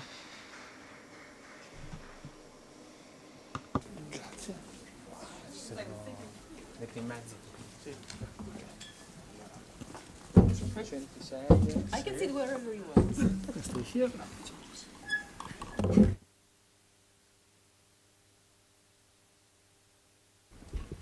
Uso questo, poi dopo. Good morning everyone. Welcome to this panel. This panel on biomedical and automotive applications and the relation with legal responsibility and legal issues connected to the use of artificial intelligence in these two important areas of application. Indeed, I believe that these two areas are very compelling, I would say, from at least two key perspectives. One is the technological and the other is the legal perspective. Indeed, due to the rapid, it was already mentioned in the previous panel, the rapid growth, the rapid evolution, more than an evolution, is a kind of revolution, I would say, of artificial intelligence technology. Really nowadays, what a few years ago were just merely kind of prototypes or experiments, use cases, now they have evolved into tangible products and services that can be used by professionals or in our everyday life. And so from the legal perspective, I believe it's really a challenge to follow this kind of rapid evolution, to keep in pace with this kind of technologies that is changing so fast. Fortunately, in this panel, we have experts both from the technological point of view and from the legal point of view and from the legal aspect. It's indeed a very multidisciplinary panel, starting from me, that I'm not a lawyer, but I'm researching artificial intelligence. So hope I will be able to moderate a panel in this kind of context. Let me introduce the speakers of today, the panelists. We have Roberto Compostella, lawyer in Trento, lecturer at the University of Trento, expert in law and artificial intelligence, and in particular one of the two main topics of today, automotive, autonomous driving, assisted driving.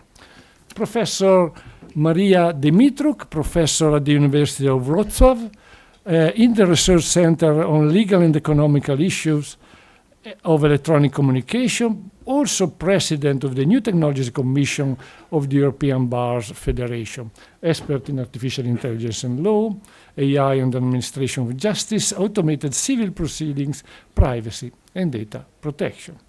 Professor Filippo Molinari, professor at the at the Polytechnic University of Turin in the area of electronic bioengineering, also vice rector for the strategic plan of the Polytechnic of Turin, with important experience in artificial intelligence application, biomedical engineering, including digital pathology, medical image processing, neurofunctional assessment.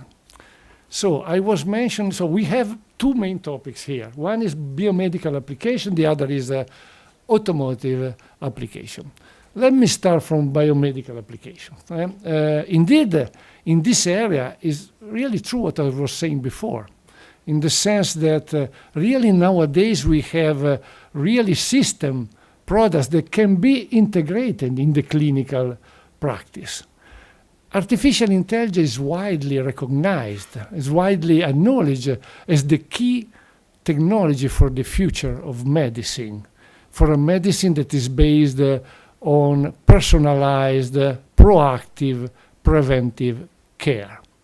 So, the first question I'd like to ask to two experts on this area, Professor Molinari and Professor Dymitruk, and I'd like to ask the same question. Maybe you can see from two different points of view.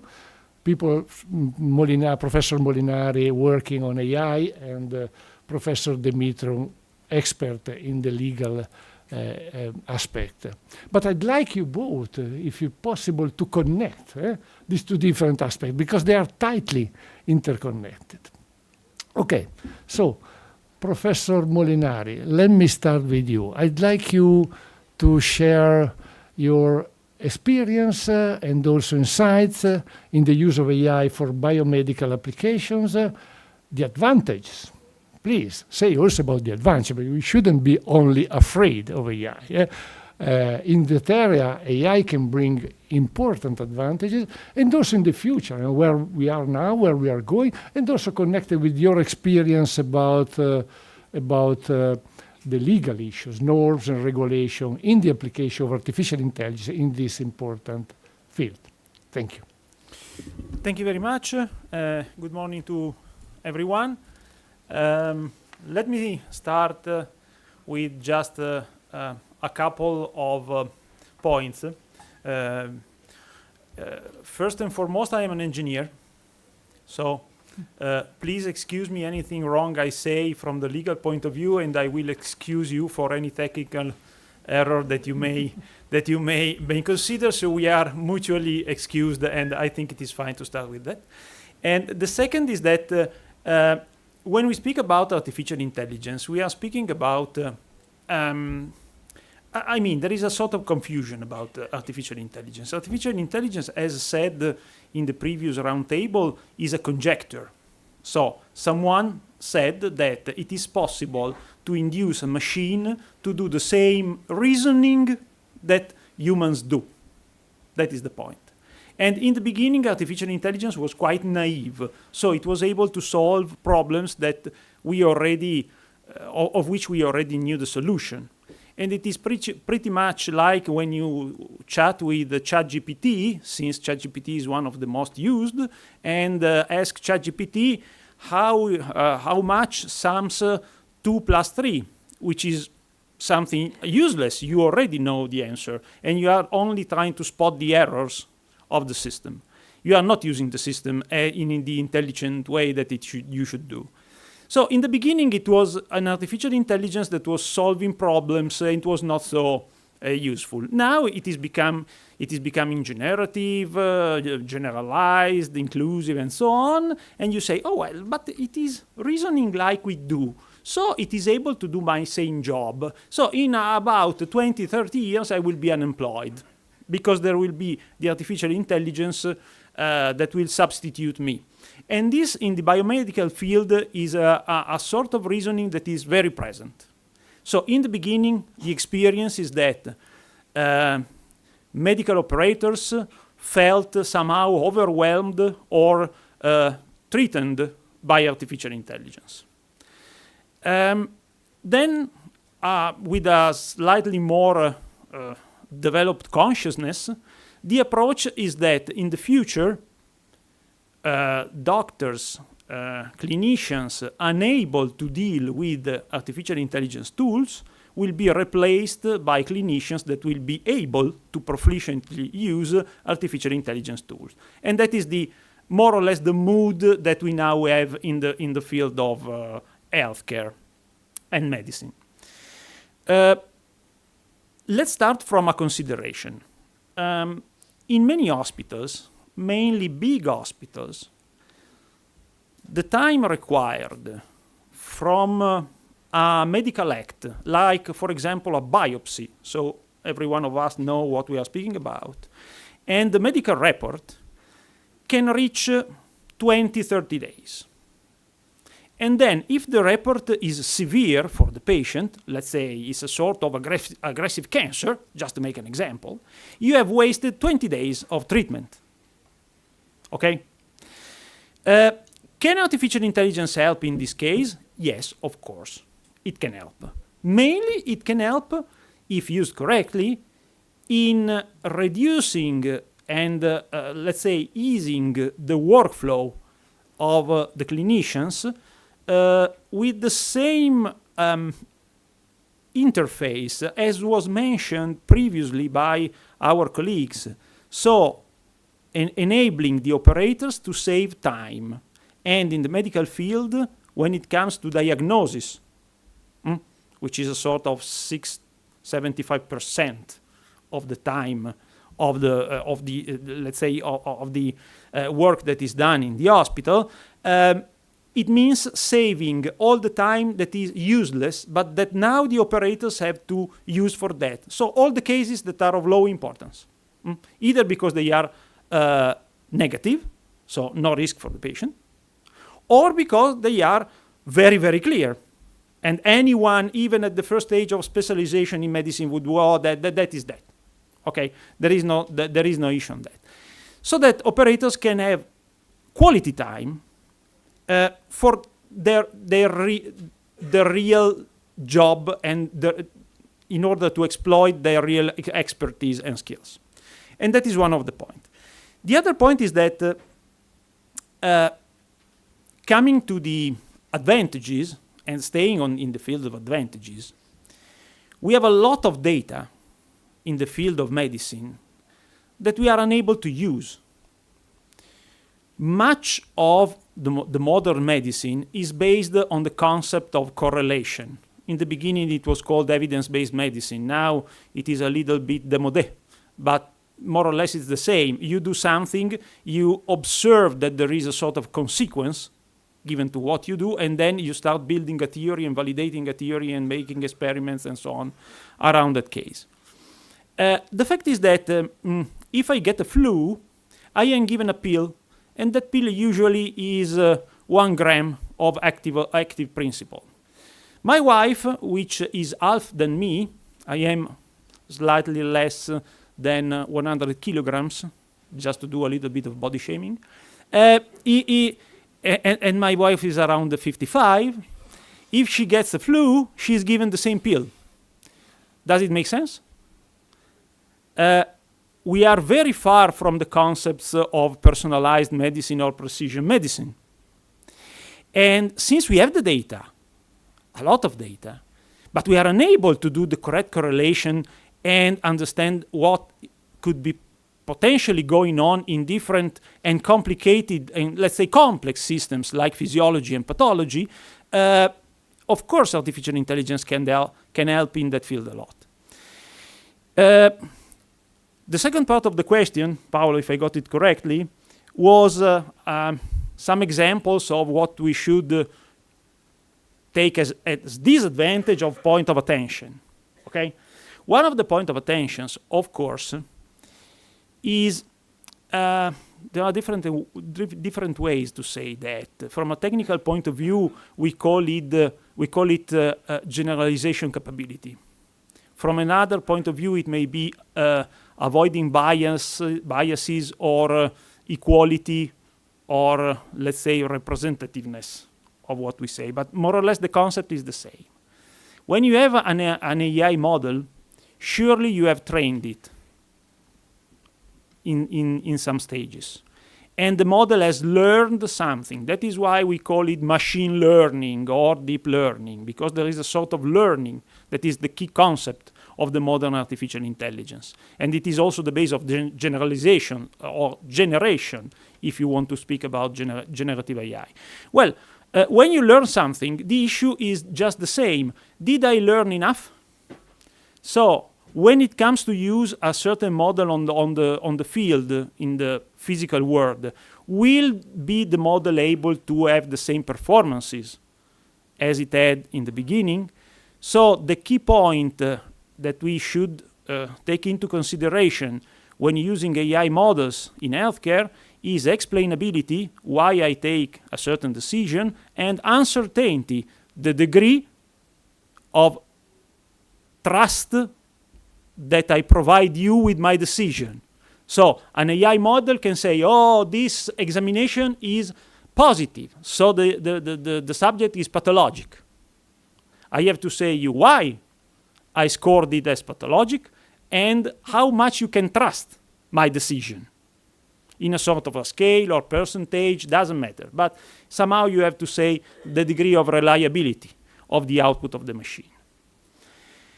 And from the regulatory point of view, and then I stop, the idea is that from a technical point of view, the fact that you provide a decision, being it based on artificial intelligence or not, doesn't change much the scenario from a technical point of view. Still, you have made your tests, still you have trained with some data, still you have modeled a process, and it is just a technical difference. It is not a main difference from the point of view of the information of the concept.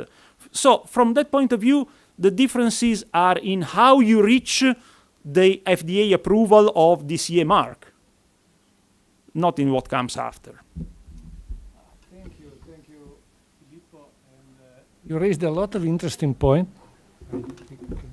You raised You raised a lot of interesting points, starting from explainability, trust, the fact that we are not yet at the level of personalized precision medicine. There is one point that you raised that is very interesting in order to introduce the speech for Professor Dymitruk. The idea to have AI that let doctors focus on the tasks where it's really needed their expertise. Let me take my experience on this. You know, at Fondazione Bruno Kessler, we do research in AI, and we do a lot of research on AI for medicine. We are introducing in Trento, in the hospital here in Trento, but also in other 10 hospitals and healthcare system in different places in Italy, a product that is certified at the European level and is able, in a few seconds, given an image of the retina, of the eye, of a diabetic patient to say whether there is a problem or not, whether it's a retinopathy or is it a healthy retinopathy. Why are doing this? Because the doctors ask us to do this.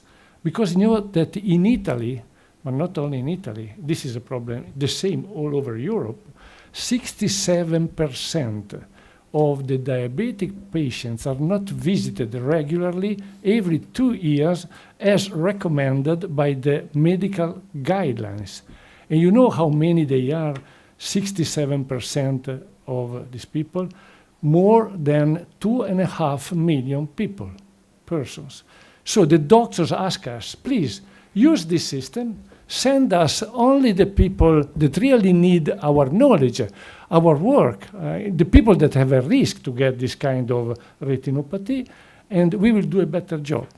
So this is a bit of provocative questions. There are not enough specialists, there are not enough doctors to visit every 2 years more than 2.5 million people.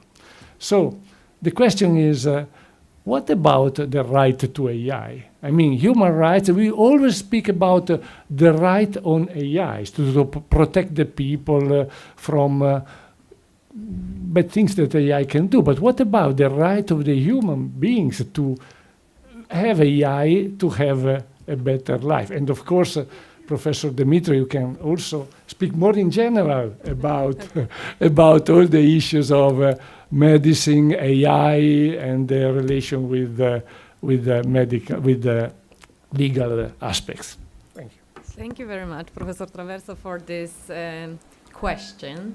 It will be fun to answer and to participate in this panel, as I am in the role of a lawyer who will say that this is forbidden, that should be forbidden, it is not forbidden right now, but taking into account the risks associated with something, it should be forbidden, etc., etc. And I remember that the starting question was about advantages.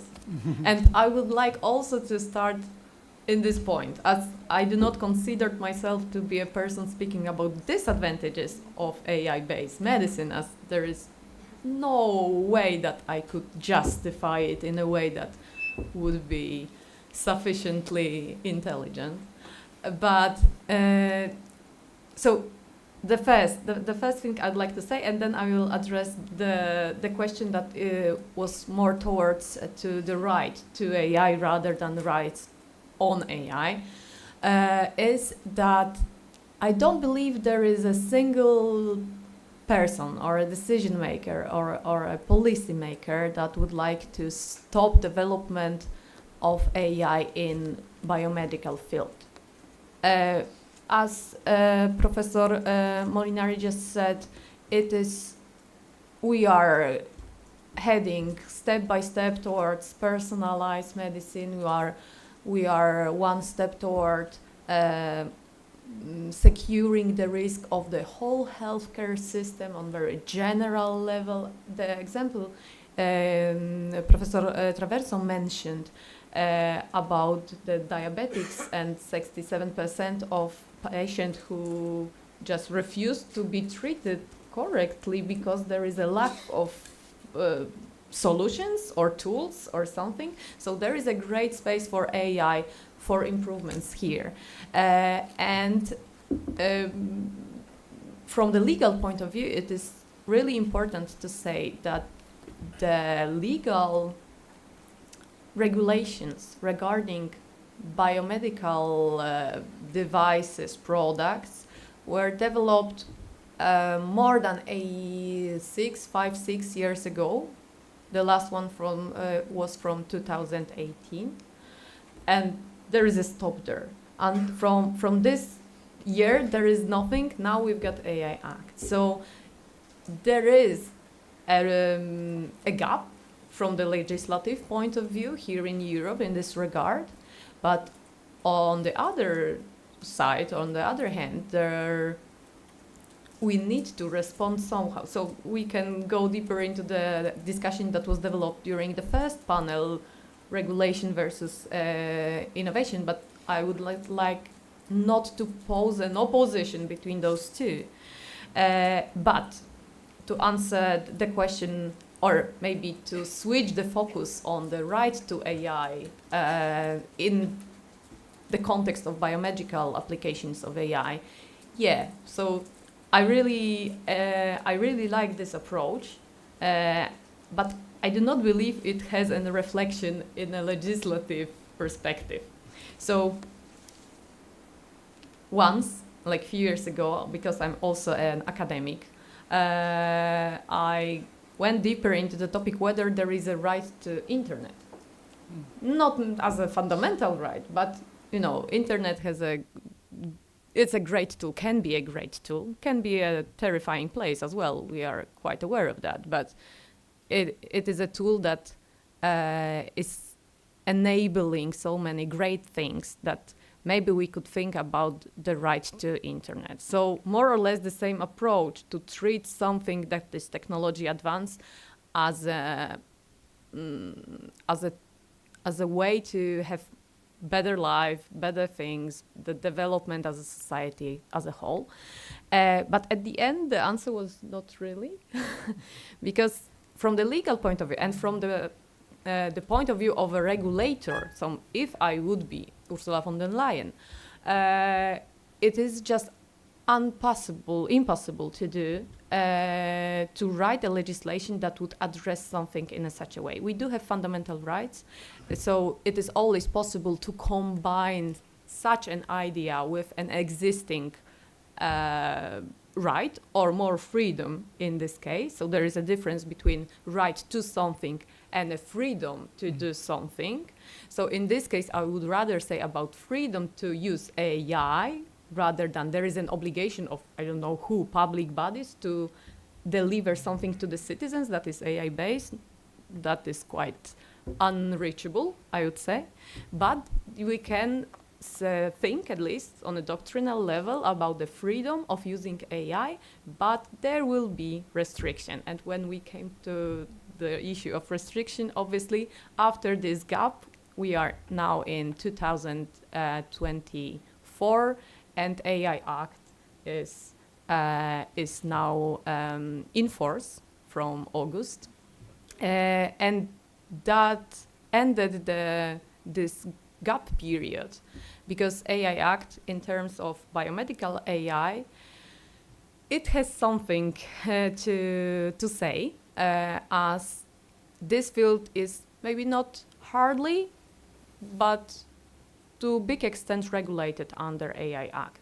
So just to give you an impression, when AI Act proposal was presented by the European Commission in 2021, I had multiple talks with the business, and they were so afraid about the stopping force of this piece of legislation that there will be no more innovation in Europe because of that. But at the end, to be honest, most of business AI applications are not covered by AI Act, as this specific regulation only covers high-risk AI and forbidden AI practices, and the field of generative AI and general purpose AI system, which is another huge sack of problems, but it was added to the draft regulation during the course of action, as in 2021.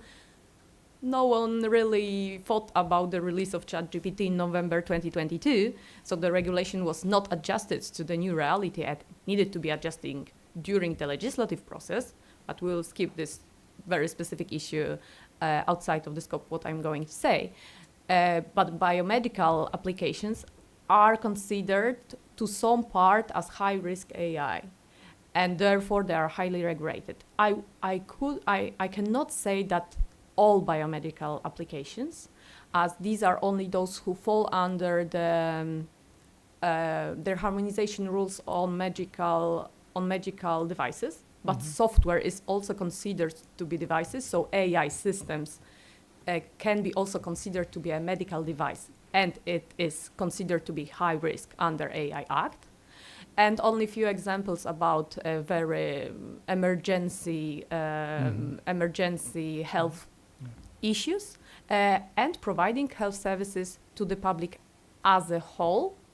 So you can see, when you are a regular business, you can say, okay, I can do my business, I can be innovative, I can develop AI systems, and I can be outside of the scope of AI Act. In terms of biomedical AI, you cannot say.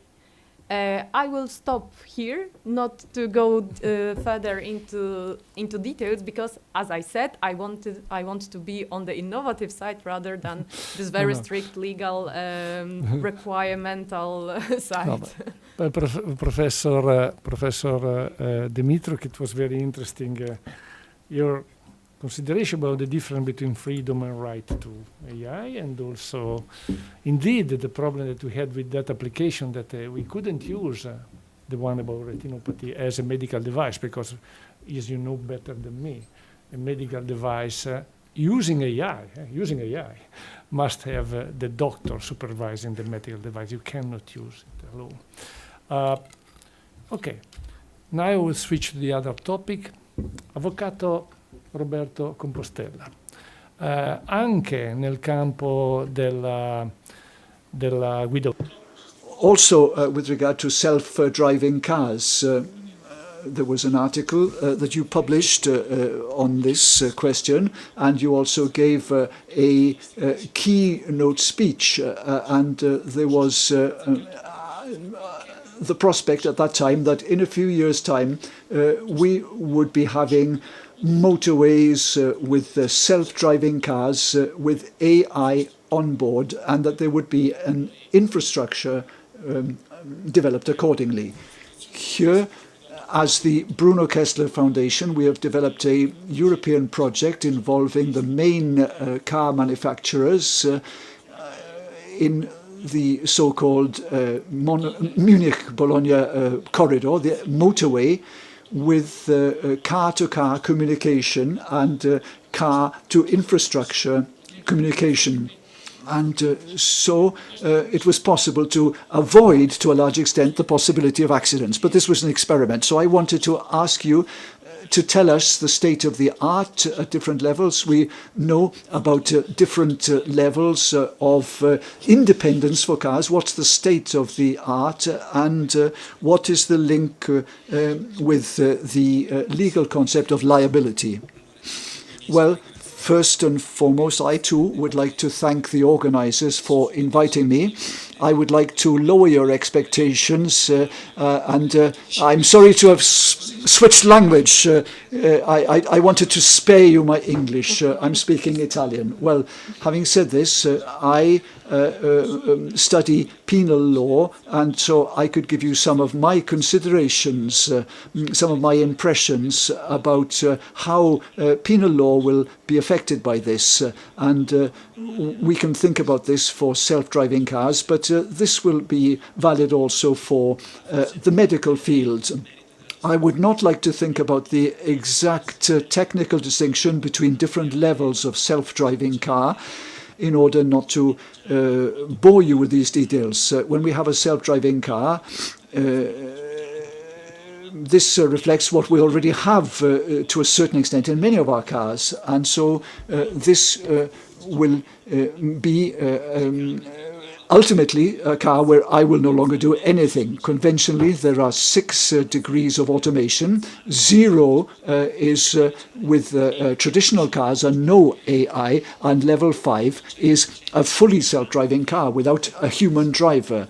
So it will just be an optional to have human intervention. I don't want to disappoint you if you think that we can also think that we will have fully independent cars, but with our C5 cars, we are still a long way off. We're around level 3 at the moment. So here, with regard to the considerations I can make, I would like to say that I deal with penal law, criminal law, and so I would like to think about the question of liability and whether there will be new problems in criminal law with regard to the role of human liability here.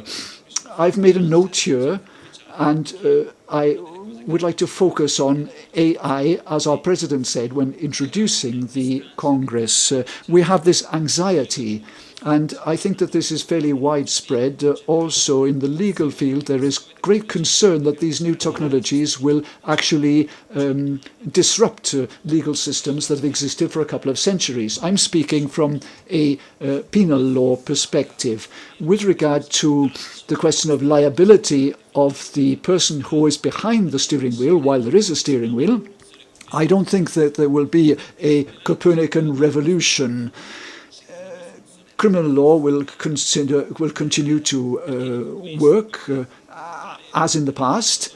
With regard to self-driving cars and also with regard to medicine, we're speaking about the different degrees of liability and responsibility. So with regard to liability, this is based on the violation of laws. So the highway code says I can go at 50 kilometers an hour. If I go at 70 kilometers an hour and I cause an accident, I will have a punishment, and so I will have been responsible. I will be at fault here.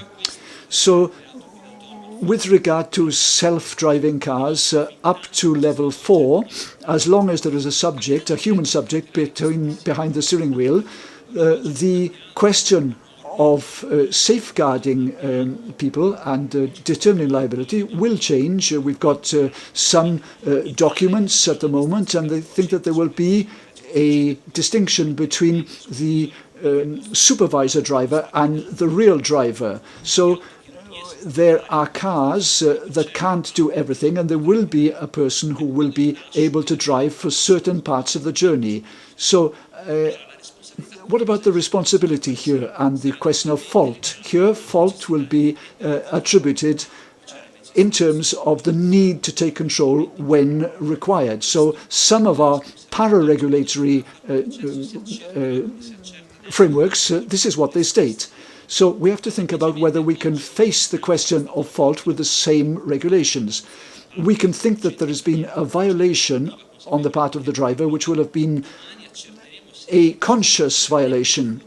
And tomorrow we'll be able to say, well, the supervisor should have taken control, didn't take over control, and that caused the accident. So the question of fault can change. But I don't think there will be a huge change here. So I've got no real anxiety from this point of view in terms of the inadequacy of current regulations in this field. Among the many things that we could say, I'm going very, very quickly here because we haven't got much time, I think that it would be important here, and I would like to focus on this point.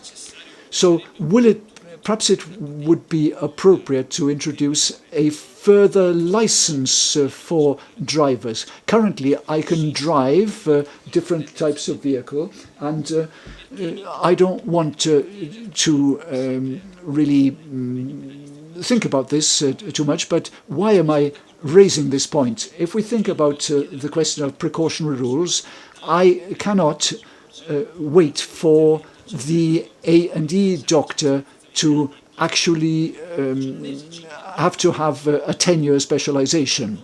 We can't do this. So if we don't introduce something here, I would like to have the introduction of a license, but I don't think that here, if we have an accident, there would be the possibility of objecting that this couldn't be done, that the person couldn't take over control because the person didn't have enough knowledge to realize that he or she had to take over control. So there are many, many subjects that are still open here that could be raised, but this is not the right time or place to deal with these. We haven't got time now.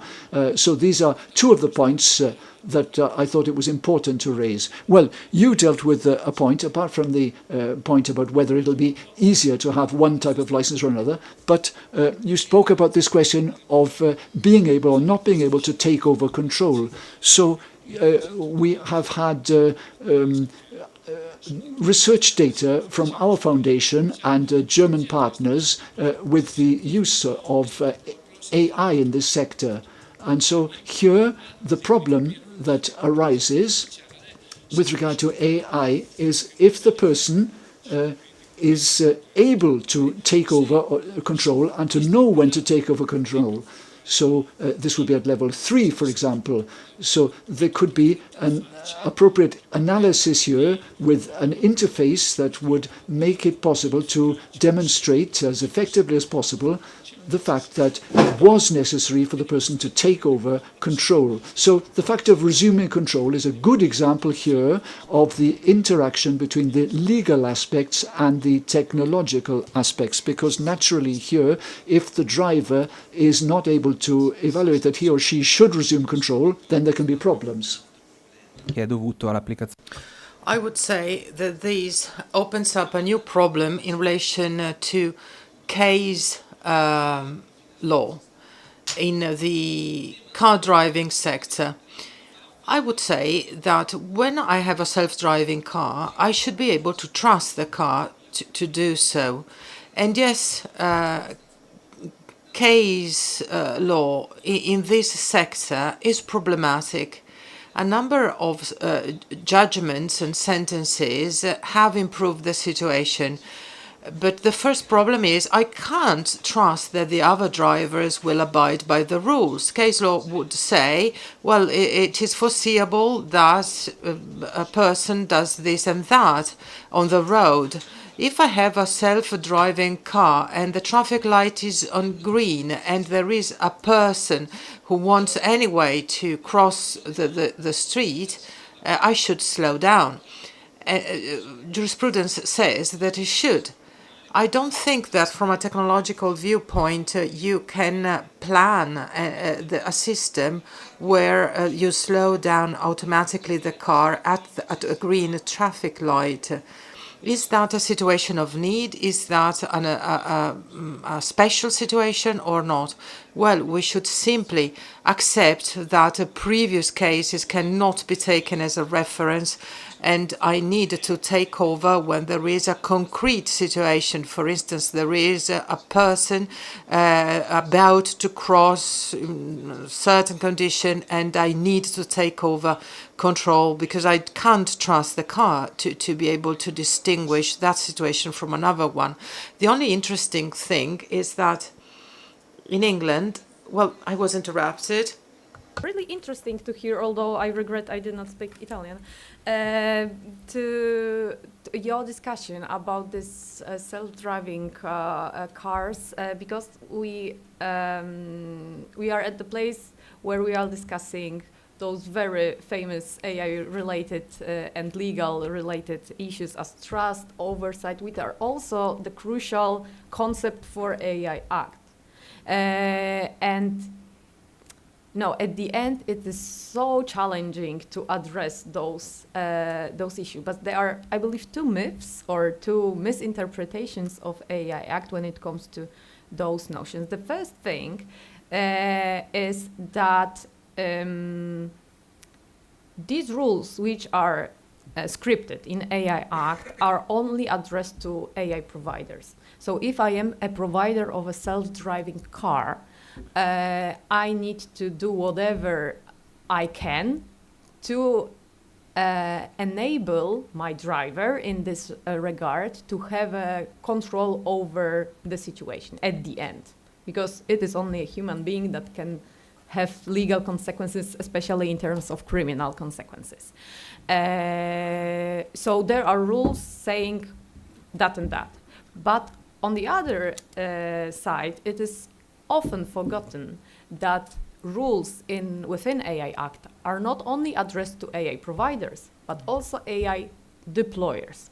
There was a huge difference between the original wording of AI Act draft and the final version, because the original draft used the notion of users, which could imply that a driver, a private person, me, Maria Dymitruk, can be an addressee of the rules prescribed in AI Act.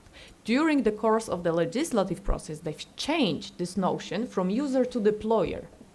And they've changed the definition, saying that a deployer is only an entity, a business entity, and everything what I do as a natural person is outside of the scope of AI Act. So in your case, I can think about deployers, a lot of them, but at the end, a driver is a natural person. So everything that is written within AI Act as an obligation of deployer is outside of the scope in your place. On the other hand, when we are going into the biomedical applications, I can think about health professional as a deployer.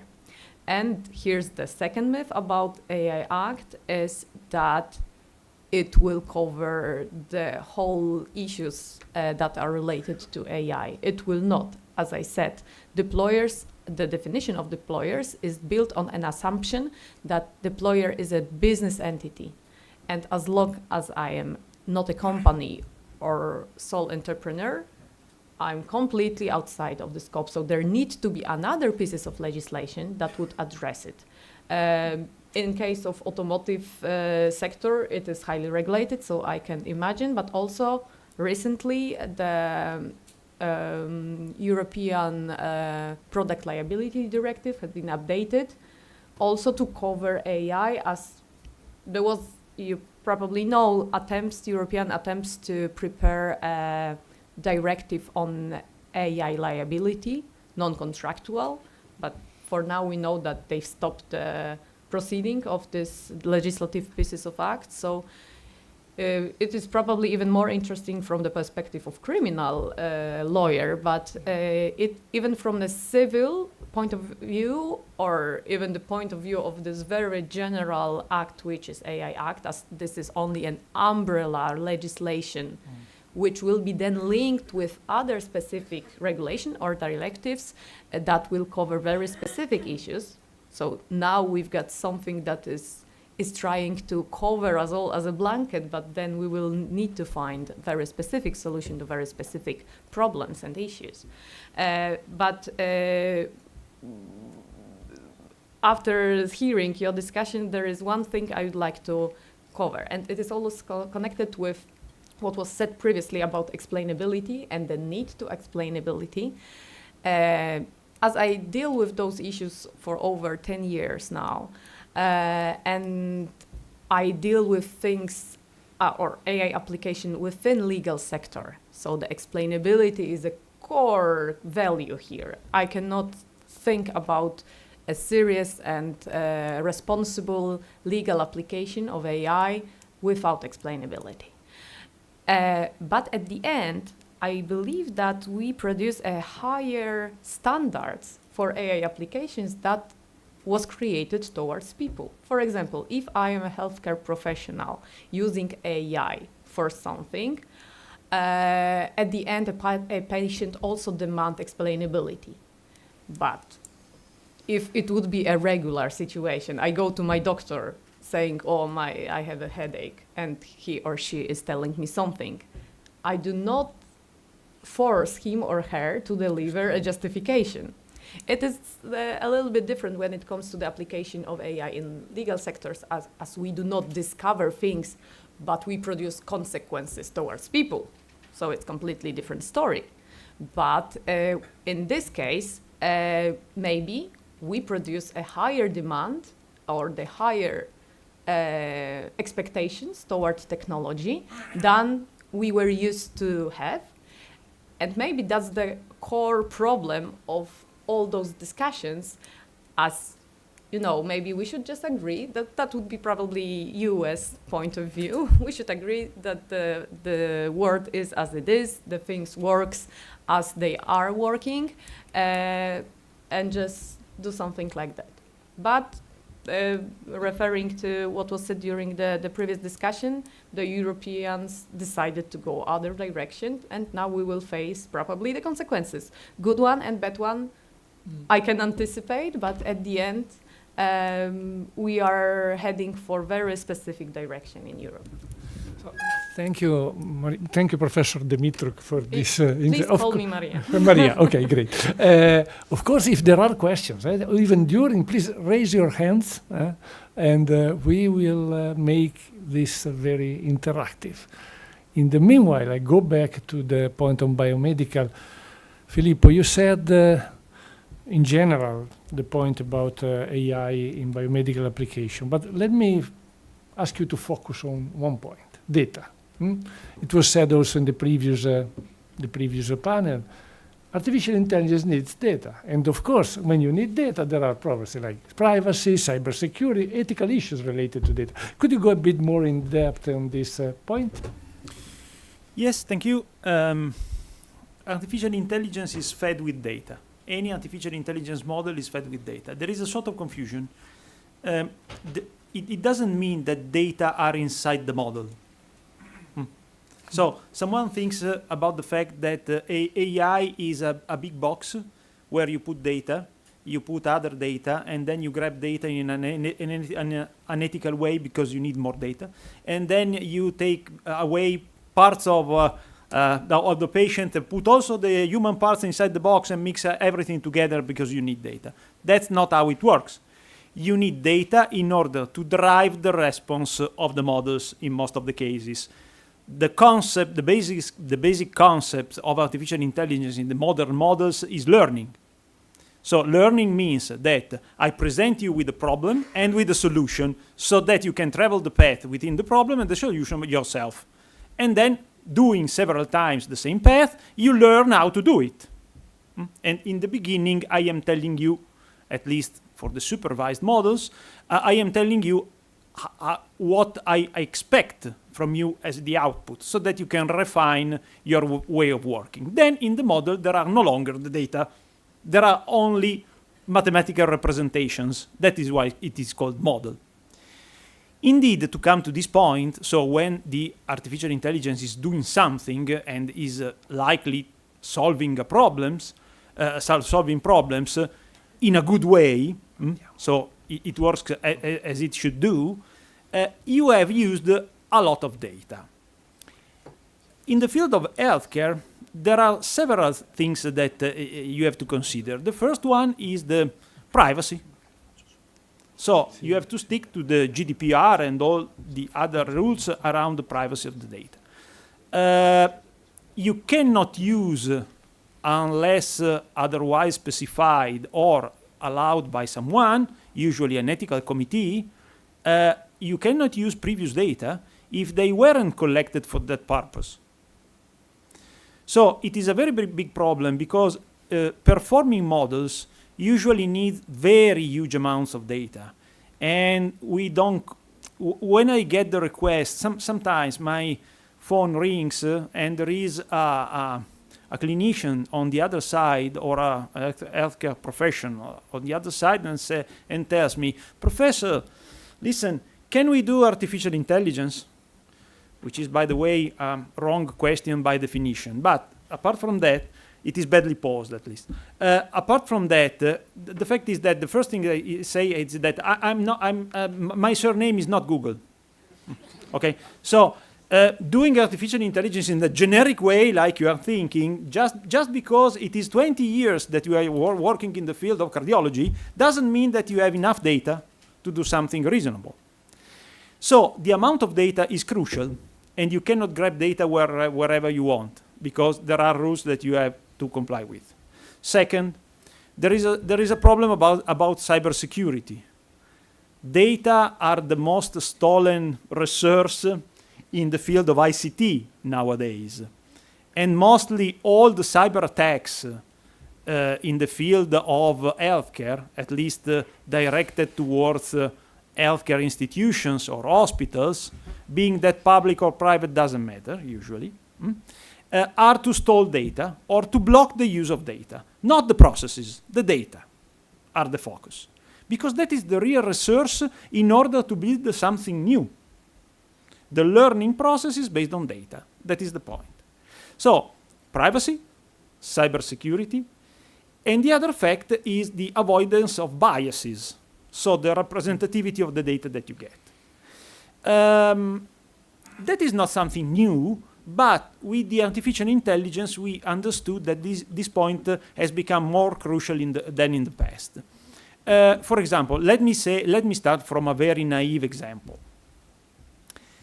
If we want to standardize which should be the maximum value of the systolic pressure of an healthy person, of course you cannot only consider the young or the elderly one. Otherwise you get very different numbers.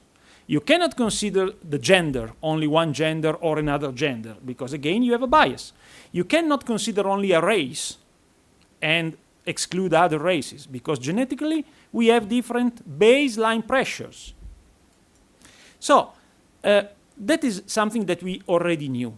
But with the artificial intelligence model, we actually don't know which information these models are extracting from the data. So the initial part where we try to build the architecture of our learning framework in order to avoid as many biases as possible, sometimes we find that our initial phase was a little bit too loose and we couldn't take into consideration all the biases that we don't see, but that artificial intelligence actually sees. And that is pretty much normal. You asked for a machine that was behaving like you, and now you are complaining. We did exactly what you asked for. So it's okay. I mean, we didn't know that in those data there could be a problem of bias. When you go into the field, we find that there is a bias indeed. So we don't perform as we should do. Technically speaking, and that is something that I already mentioned before, it is very, very, very common. At least it was very common in the beginning, now a little bit less, that you had a sort of performance when you were running your AI model on a certain amount of data, and then when you changed the data, either because you expanded the number of the data or you changed the data on which you made the AI model work, the performances were lower. How much lower? Oh, sometimes in the medical field even by 20%. So a big loss of performance.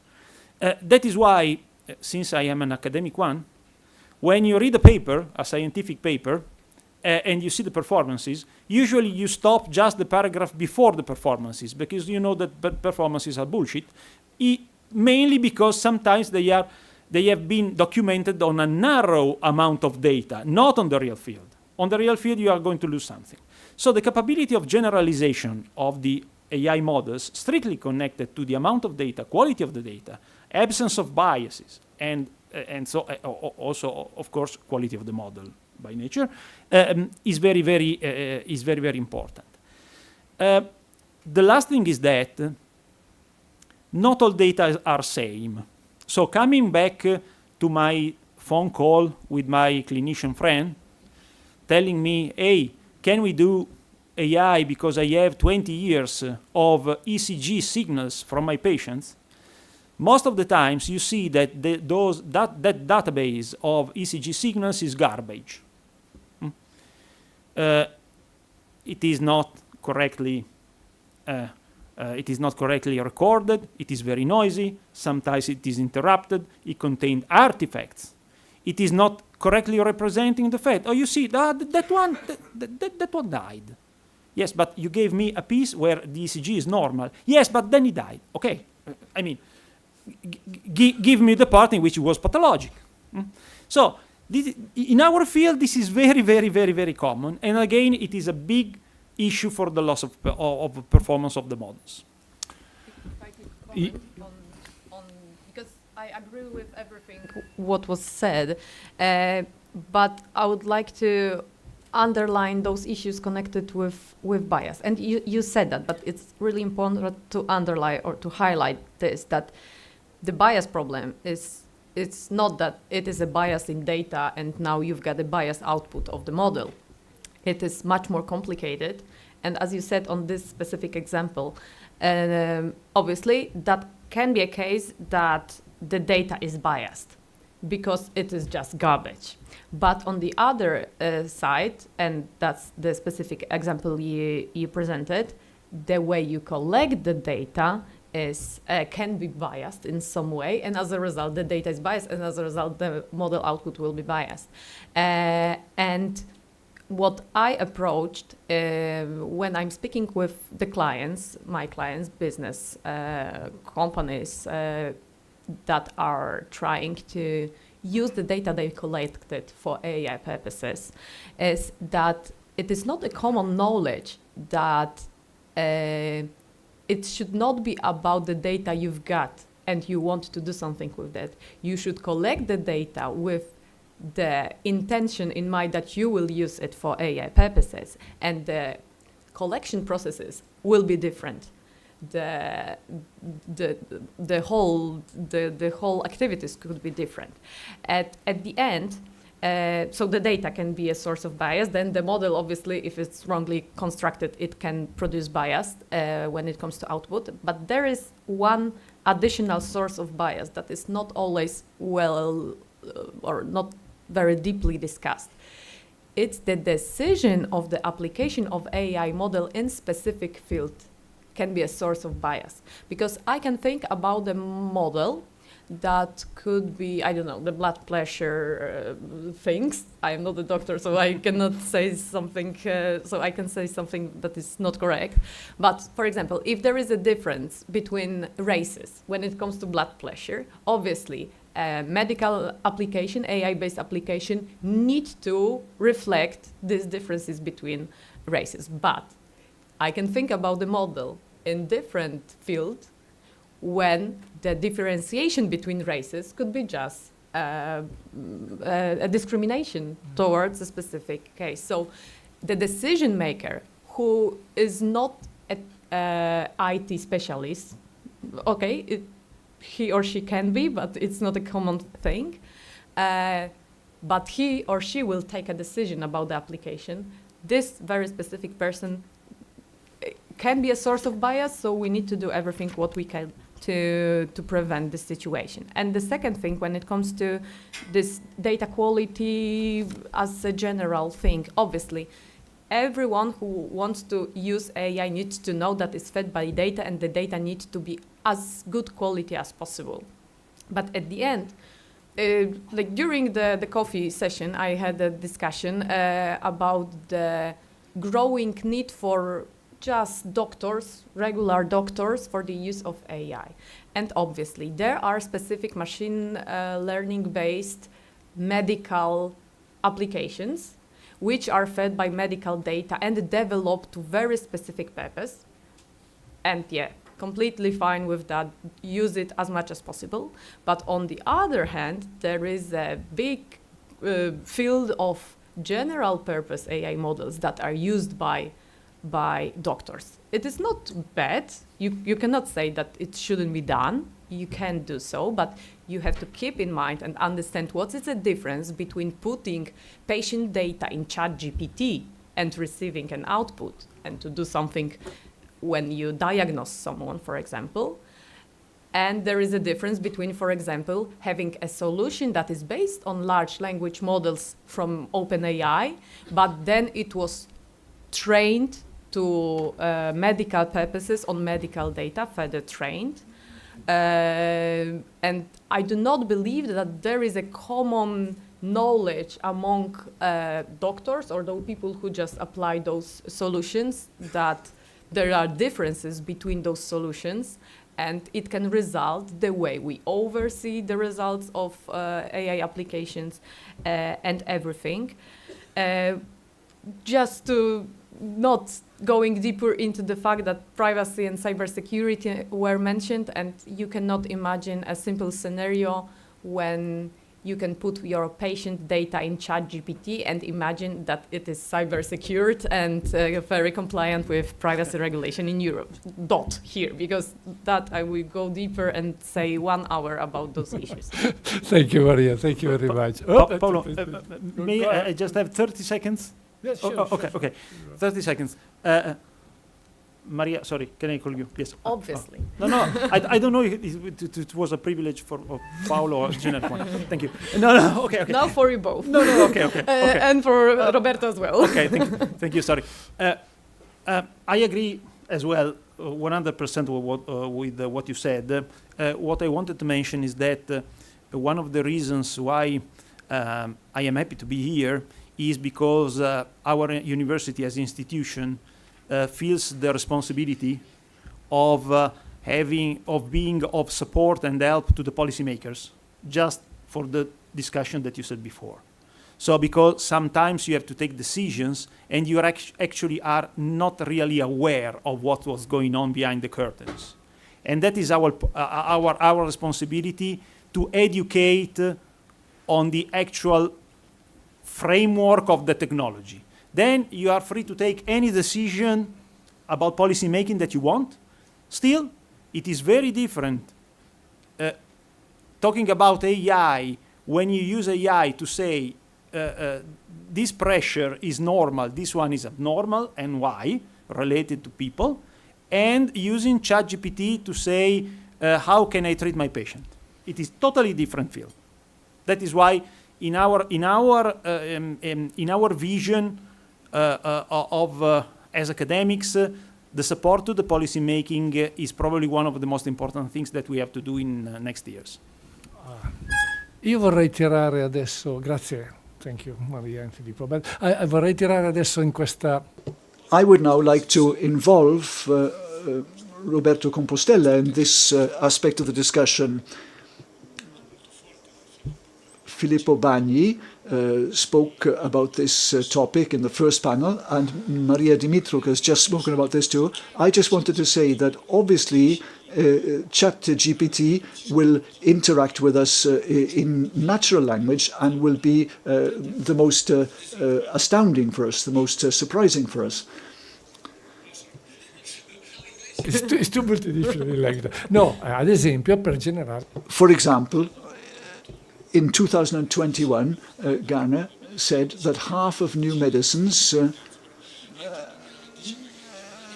he said that at that time that by 2025, more than half new medicines would be used or would be discovered with AI, with generative AI. The Nobel for Chemistry this year was given to the inventor of a specific GAI technology for generating from amino acids proteins and their structures at various levels. So we use these in order to understand what is the exact level to apply. If we can maybe save up to 70% of the water consumed. So we can generate data for medicine, but sometimes there are not that many data available. Think, for example, about rare diseases. Then there's the question of ChatGPT. A lot of people say that this has now passed the famous Turing test. So here,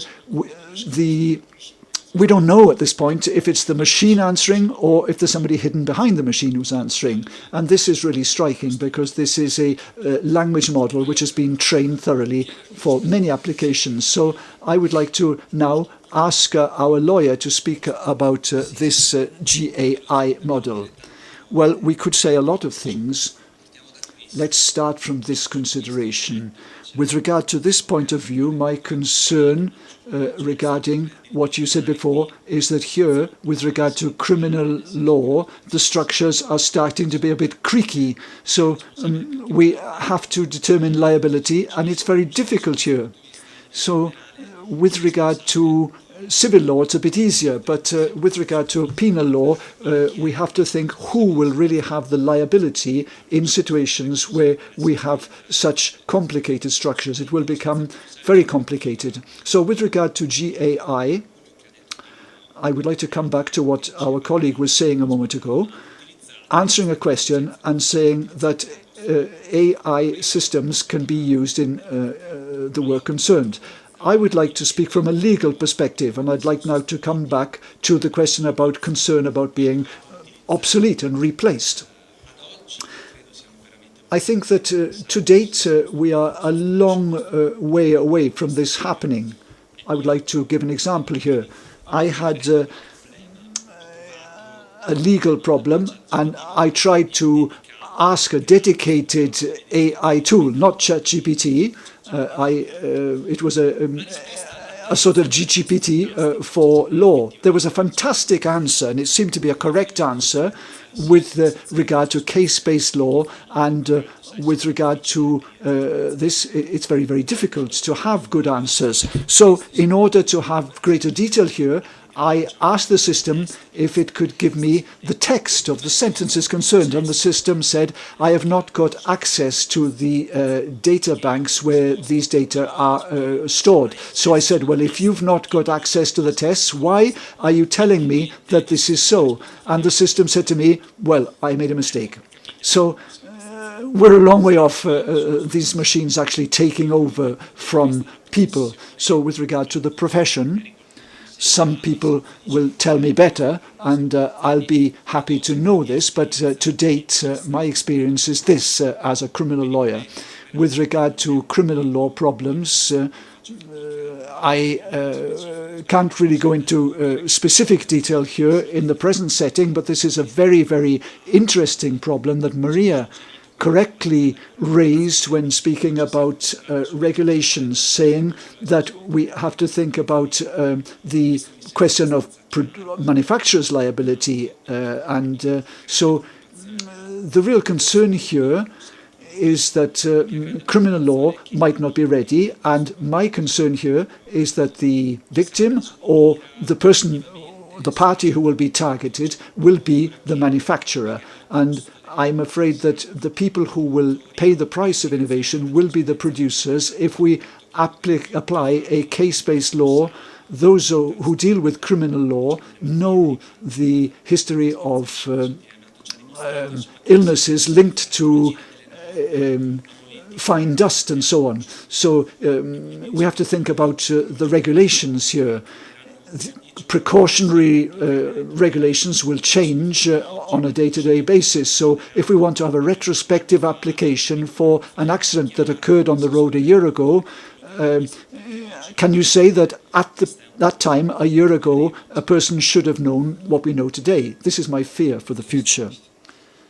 It's about a topic that has been just touched in the previous panel, but and I'd like to ask you, everyone would like to answer to this point about sandboxes. So a few months ago, I've been invited to this parliament hearing where they asked me, do you need sandboxes? I said, yes, of course I need, because if I want to put AI to delivery, to the clinical practice, I need a regulated way, a temporary rule in order to understand that whether this technology can be useful, harmful, and so on. Was I was I wrong? Right, Maria, maybe. Right, right. Because no, the general rule regarding having a consequences under AI Act is that you need to put something on the market or start to use it on the territory of European Union. As long as you do not do so, it is outside of the scope of AI Act. But you can think about AI applications that you would like to put on the market, but you are not quite sure whether it is safe enough to be put on the market. When I'm discussing secure enough, I mean the fundamental rights of the European Union. So the answer of the European legislator how not to stop the innovation was to prepare spheres, because I do not want to use the word places, in which you can test your AI solution before it is put on the market. And these are sandboxes. So these are environments that are established by the national bodies of the member states, in which you as a provider of AI solution can come, test, develop, be sure that it's safe enough, and then put it on the market. Because from this specific moment, put it on the market, you will be liable for possible errors and every non-compliance with AI Act. And you can, it is a common thing that is said about AI Act. It is quite challenging sometimes to follow all those rules. So sandboxes are thought to be a solution. There is a deadline for member states to introduce, because every member state is obliged under AI Act to prepare sandboxes for companies within the specific country. And the deadline is next year, the 2026. Thank you very much. So September 2026. And just to share experiences from Poland, we are now quite advanced when it comes to implementation of AI Act into national legislation. So we have already drafted a proposal for Act. And there was an accusation towards this Act that it does not address the issue of sandboxes. The justification is as simple as this, that there is a deadline that will be earlier, that you need to establish a body that will be responsible for compliance with AI Act, your national body, and then you will have 1 year more for sandboxes. So the draft proposal of the Polish Act does not address the issues of sandboxes. And if I would be a business AI provider, I would be just disappointed because of this approach. As first, I will have an entity which can fine me because I am not AI Act compliant, and I will need to wait 1 more year to have a safe space in which I can test my solution before putting them on the market. Okay, I don't know if there is still some comment about sandboxes. Short, because very short. Really very short, because it is related to the point that I touched before, and then Maria already explained very well about the concept of the sandboxes. In the biomedical field, sandboxes are crucial because we are at the risk of encountering a loss of performances when we go into the real application that is absolutely impossible to spot in the lab or when you are designing a product. Doesn't matter how many efforts you do, but unless you are able to address the real specific problem in the physical world, it is very difficult with the artificial intelligence model to understand if you are encountering a loss of performance, so you risk to be not compliant to the rules, by the way, or not a priori. Why is it particularly crucial in the biomedical field? You know that there are many jokes about engineers. One of the jokes says that arguing with an engineer is like to wrestle with a pig in the mud. after a while you understand that the pig was enjoying it. And the same is for engineers. So we usually try to spot everything that is not working in our solution. That is our job. Before putting anything on the market, we try anything that can break the system and have a failure. When we were using statistics or other more controllable models, it was easier for us. Now, as we said, that we don't actually know which is the kind of information that the models extract from the data. We don't know if we have biases or not, even if we made effort to avoid biases. We don't know actually if we were representative with our data of the complexity of the world that the artificial intelligence has to face. When we go in the real field, something may happen. So in our field, sandboxes are absolutely needed. Okay, thank you, Filippo. Maybe there is some time for questions. Yes, there is a question there.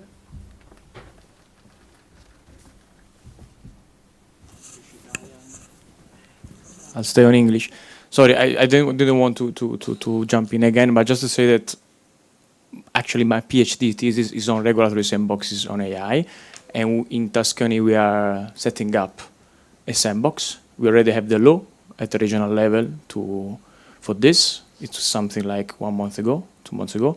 So please come, Professor Traverso, join us. We will be happy to share our knowledge with you, and with pleasure. And I agree totally with Maria, if I may, that that's why we started before and the European Commission is working on the implementing act. So in 2 years we will have also all the details. At the moment we are waiting for this, but we already have the legal basis, we have the expertise. Maybe we need some more resources at the moment. I also have to finalize my PhD, but just to say that in Italy it's already something, it's already there.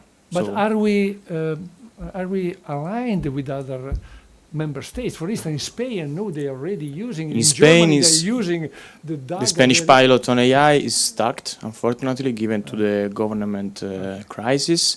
They were the only one that started the pilot regarding AI Act specifically at the national level. They also released a Regio Decreto with a Real Decreto in Spain. This is the legal basis for this, but it's a bit stuck. We are not stuck.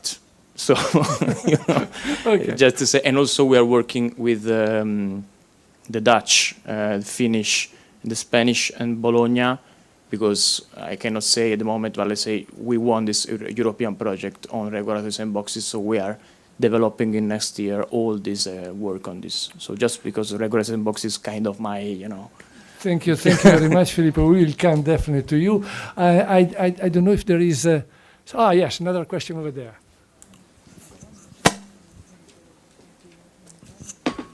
I'm just going to stick to English as well. First of all, thank you for this enormously interesting panel discussion. Many thoughts, but I want to stick to one issue, so I'm going to turn to the issue of liability that you discussed earlier. You raised some very interesting points, and especially Dr. Compostella raised the issue of the allocation of liability in the automotive sector, but I think the same is true in the biomedical sector or in the medical sector in general. And I also want to turn back to something that was said in the earlier panel discussion when they talked about AI as a tool, which is certainly something that I sympathize with. But given the enormous benefits that AI has and some inherent risks that simply we cannot get rid of, I thought maybe there is an analogy to be made with something that is a very recent experience that we all made, was just the pandemic and the use of vaccines. Now, vaccines are inherently risky, but they are so beneficial to society that we have to accept that risk and then allocate liability appropriately. And I was thinking if maybe the same can be done with AI, to simply not only consider it as a tool, because the updated product liability directive certainly does get us in the right direction, but the problem is that when you talk about product liability, you talk about non-conformity, you talk about defectiveness, right? So you talk about concepts that are applicable to tools, to products, but not necessarily at a broader at a broader level. And I'm thinking about this because as many, I'm not a criminal lawyer, I'm a civil lawyer, but as many lawyers in here will know, we have a tool, a legal tool here in Italy for this. It's Articolo 2050, right? Where there's a liability for exercising or performing an inherently dangerous activity. And I think that might be a solution to allocate liability correctly also in those cases. And there's actually a revival in case law, soprattutto giurisprudenza di merito, where judges have now reverted to that idea when applying liability, even in cases of medical liability, for example. So I was thinking what your ideas or your thoughts on this are. And, well, if you have anything else to add here, thank you. Si sente? Ecco, ringrazio per la domanda. Thank you for your question. I'm a criminal lawyer, and I will answer your question based on that professional knowledge. By the way, I wrote a book on the criminal aspects in relation to self-driving cars. I also wrote about the possibility of exempting from liability in certain cases related to self-driving cars, and I think that this is applicable also to other sectors. This is due to the fact that innovation promises benefits, but it can't be that producers bear the burden and the costs entirely. I think that we will never have this type of shield and exemption. First and foremost, because we talk about human life. If we have a car accident and 5 people die, what we talk about is life, the life of these people. You can't exempt from liabilities a producer, and especially because it is multinationals normally that are behind car brands, and we are not indulgent with them. We don't forgive them for anything. And then I think that there are also there is a tendency to criminalize actions, and I think that this direction will continue also in the automotive sector. And yet we could adopt a more cost-benefit assessment approach. Your comments on very general level, also combining it with what was said by Luca, if I may, during the previous panel. I really like the comparison between vaccination and how to prevent things. So I believe that the European approach is something as a vaccination. So European approach towards AI is that we have a regulation. It might be considered too harsh, but it's a kind of vaccination not to have consequences that can arise otherwise. And the US approach was maybe not completely different, but what was said is we have another solution. We've got punitive damages, and you can always sue something if it crossed the line, he or she or the company. But at the end, having a vaccination and avoiding consequences, I believe it's a little bit better than having a scenario in which there are consequences and then you can sue for damages because the consequences were there. Maybe at the end it developed a scenario in which you first think whether there will be consequences and you are trying to avoid punitive damages. But as we have experienced in many different sectors, it is not always the case. It often takes 10 years or even more to sue somebody for damages that were cost even 30, 40 years for the actions that were done 30 and 40 years ago. And it's just hard to to predict whether this punitive damages will occur in the future or not. So in this case, I enjoy the European approach, having a vaccination, so this general umbrella regulation which AI Act is, but we will see the consequences on the market, just to justify the US approach to this. Thank you, Maria. I don't know if there are... Yes, a question by Luca. We're talking about sandboxes. I would like to know what you think about, we were talking about sandboxes. I think this is an interesting aspect of it, because there's a consequence of the consequence. Meaning, when you deploy a model on the market, especially in the medical field, the model is already old. Is that right? Correct. Yes, because if you don't continue to feed the model with all the data of that particular hospital from the patient, then you have already an old machine. So, okay, we want the sandbox, but we also want a product that is efficient and that is updated with new data. And so then you think, oh, then I need a regulation about the rest, meaning the product in the market producing always updated results. Then what happens if the results are not good? So this is why you need maintenance of the machine. And so you need regulation for maintenance. You need maybe licenses. So you need an entire system beyond the simple fact of sandboxes. So what do you think about this?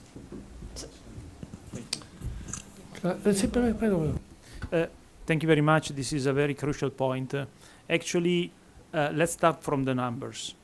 The evidence is that FDA approved or CE marked AI systems in the medical field with continuous learning AI models are very, very rare. You can apply for that, but usually you don't get the approval. Because up to now, my coming out is that from a technical point of view, it is very difficult for us to constrain artificial intelligence model in the direction that we want. What you said before is that I start from a model that I trained some time ago. So it is already old, true.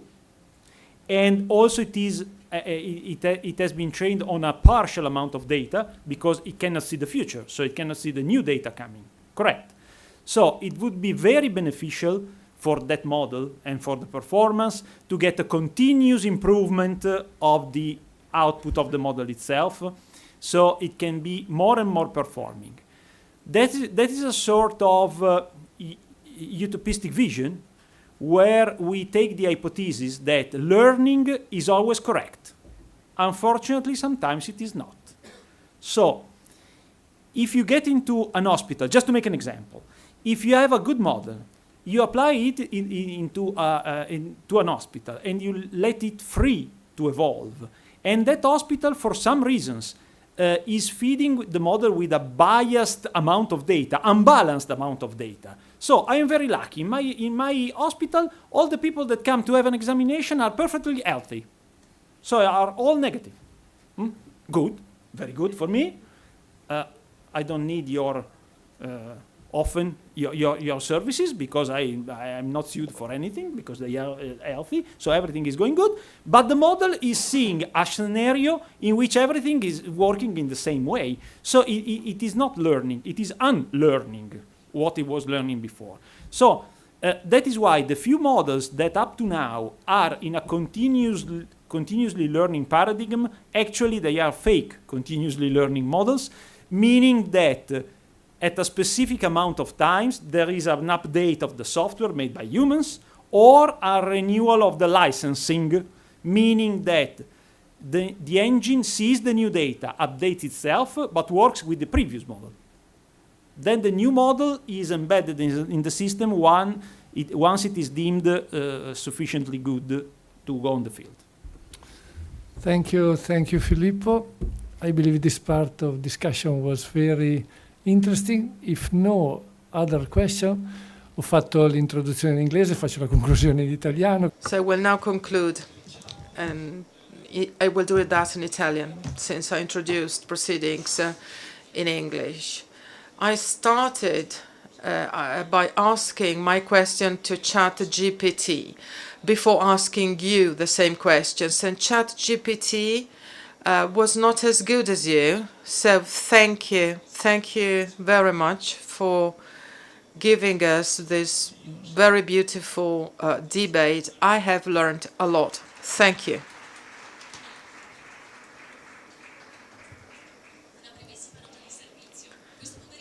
In the afternoon, we start at 2:30, while at 2:15 you have to enter your name for the afternoon session. There is a specific link for the afternoon session if you follow us from home online. Thank you.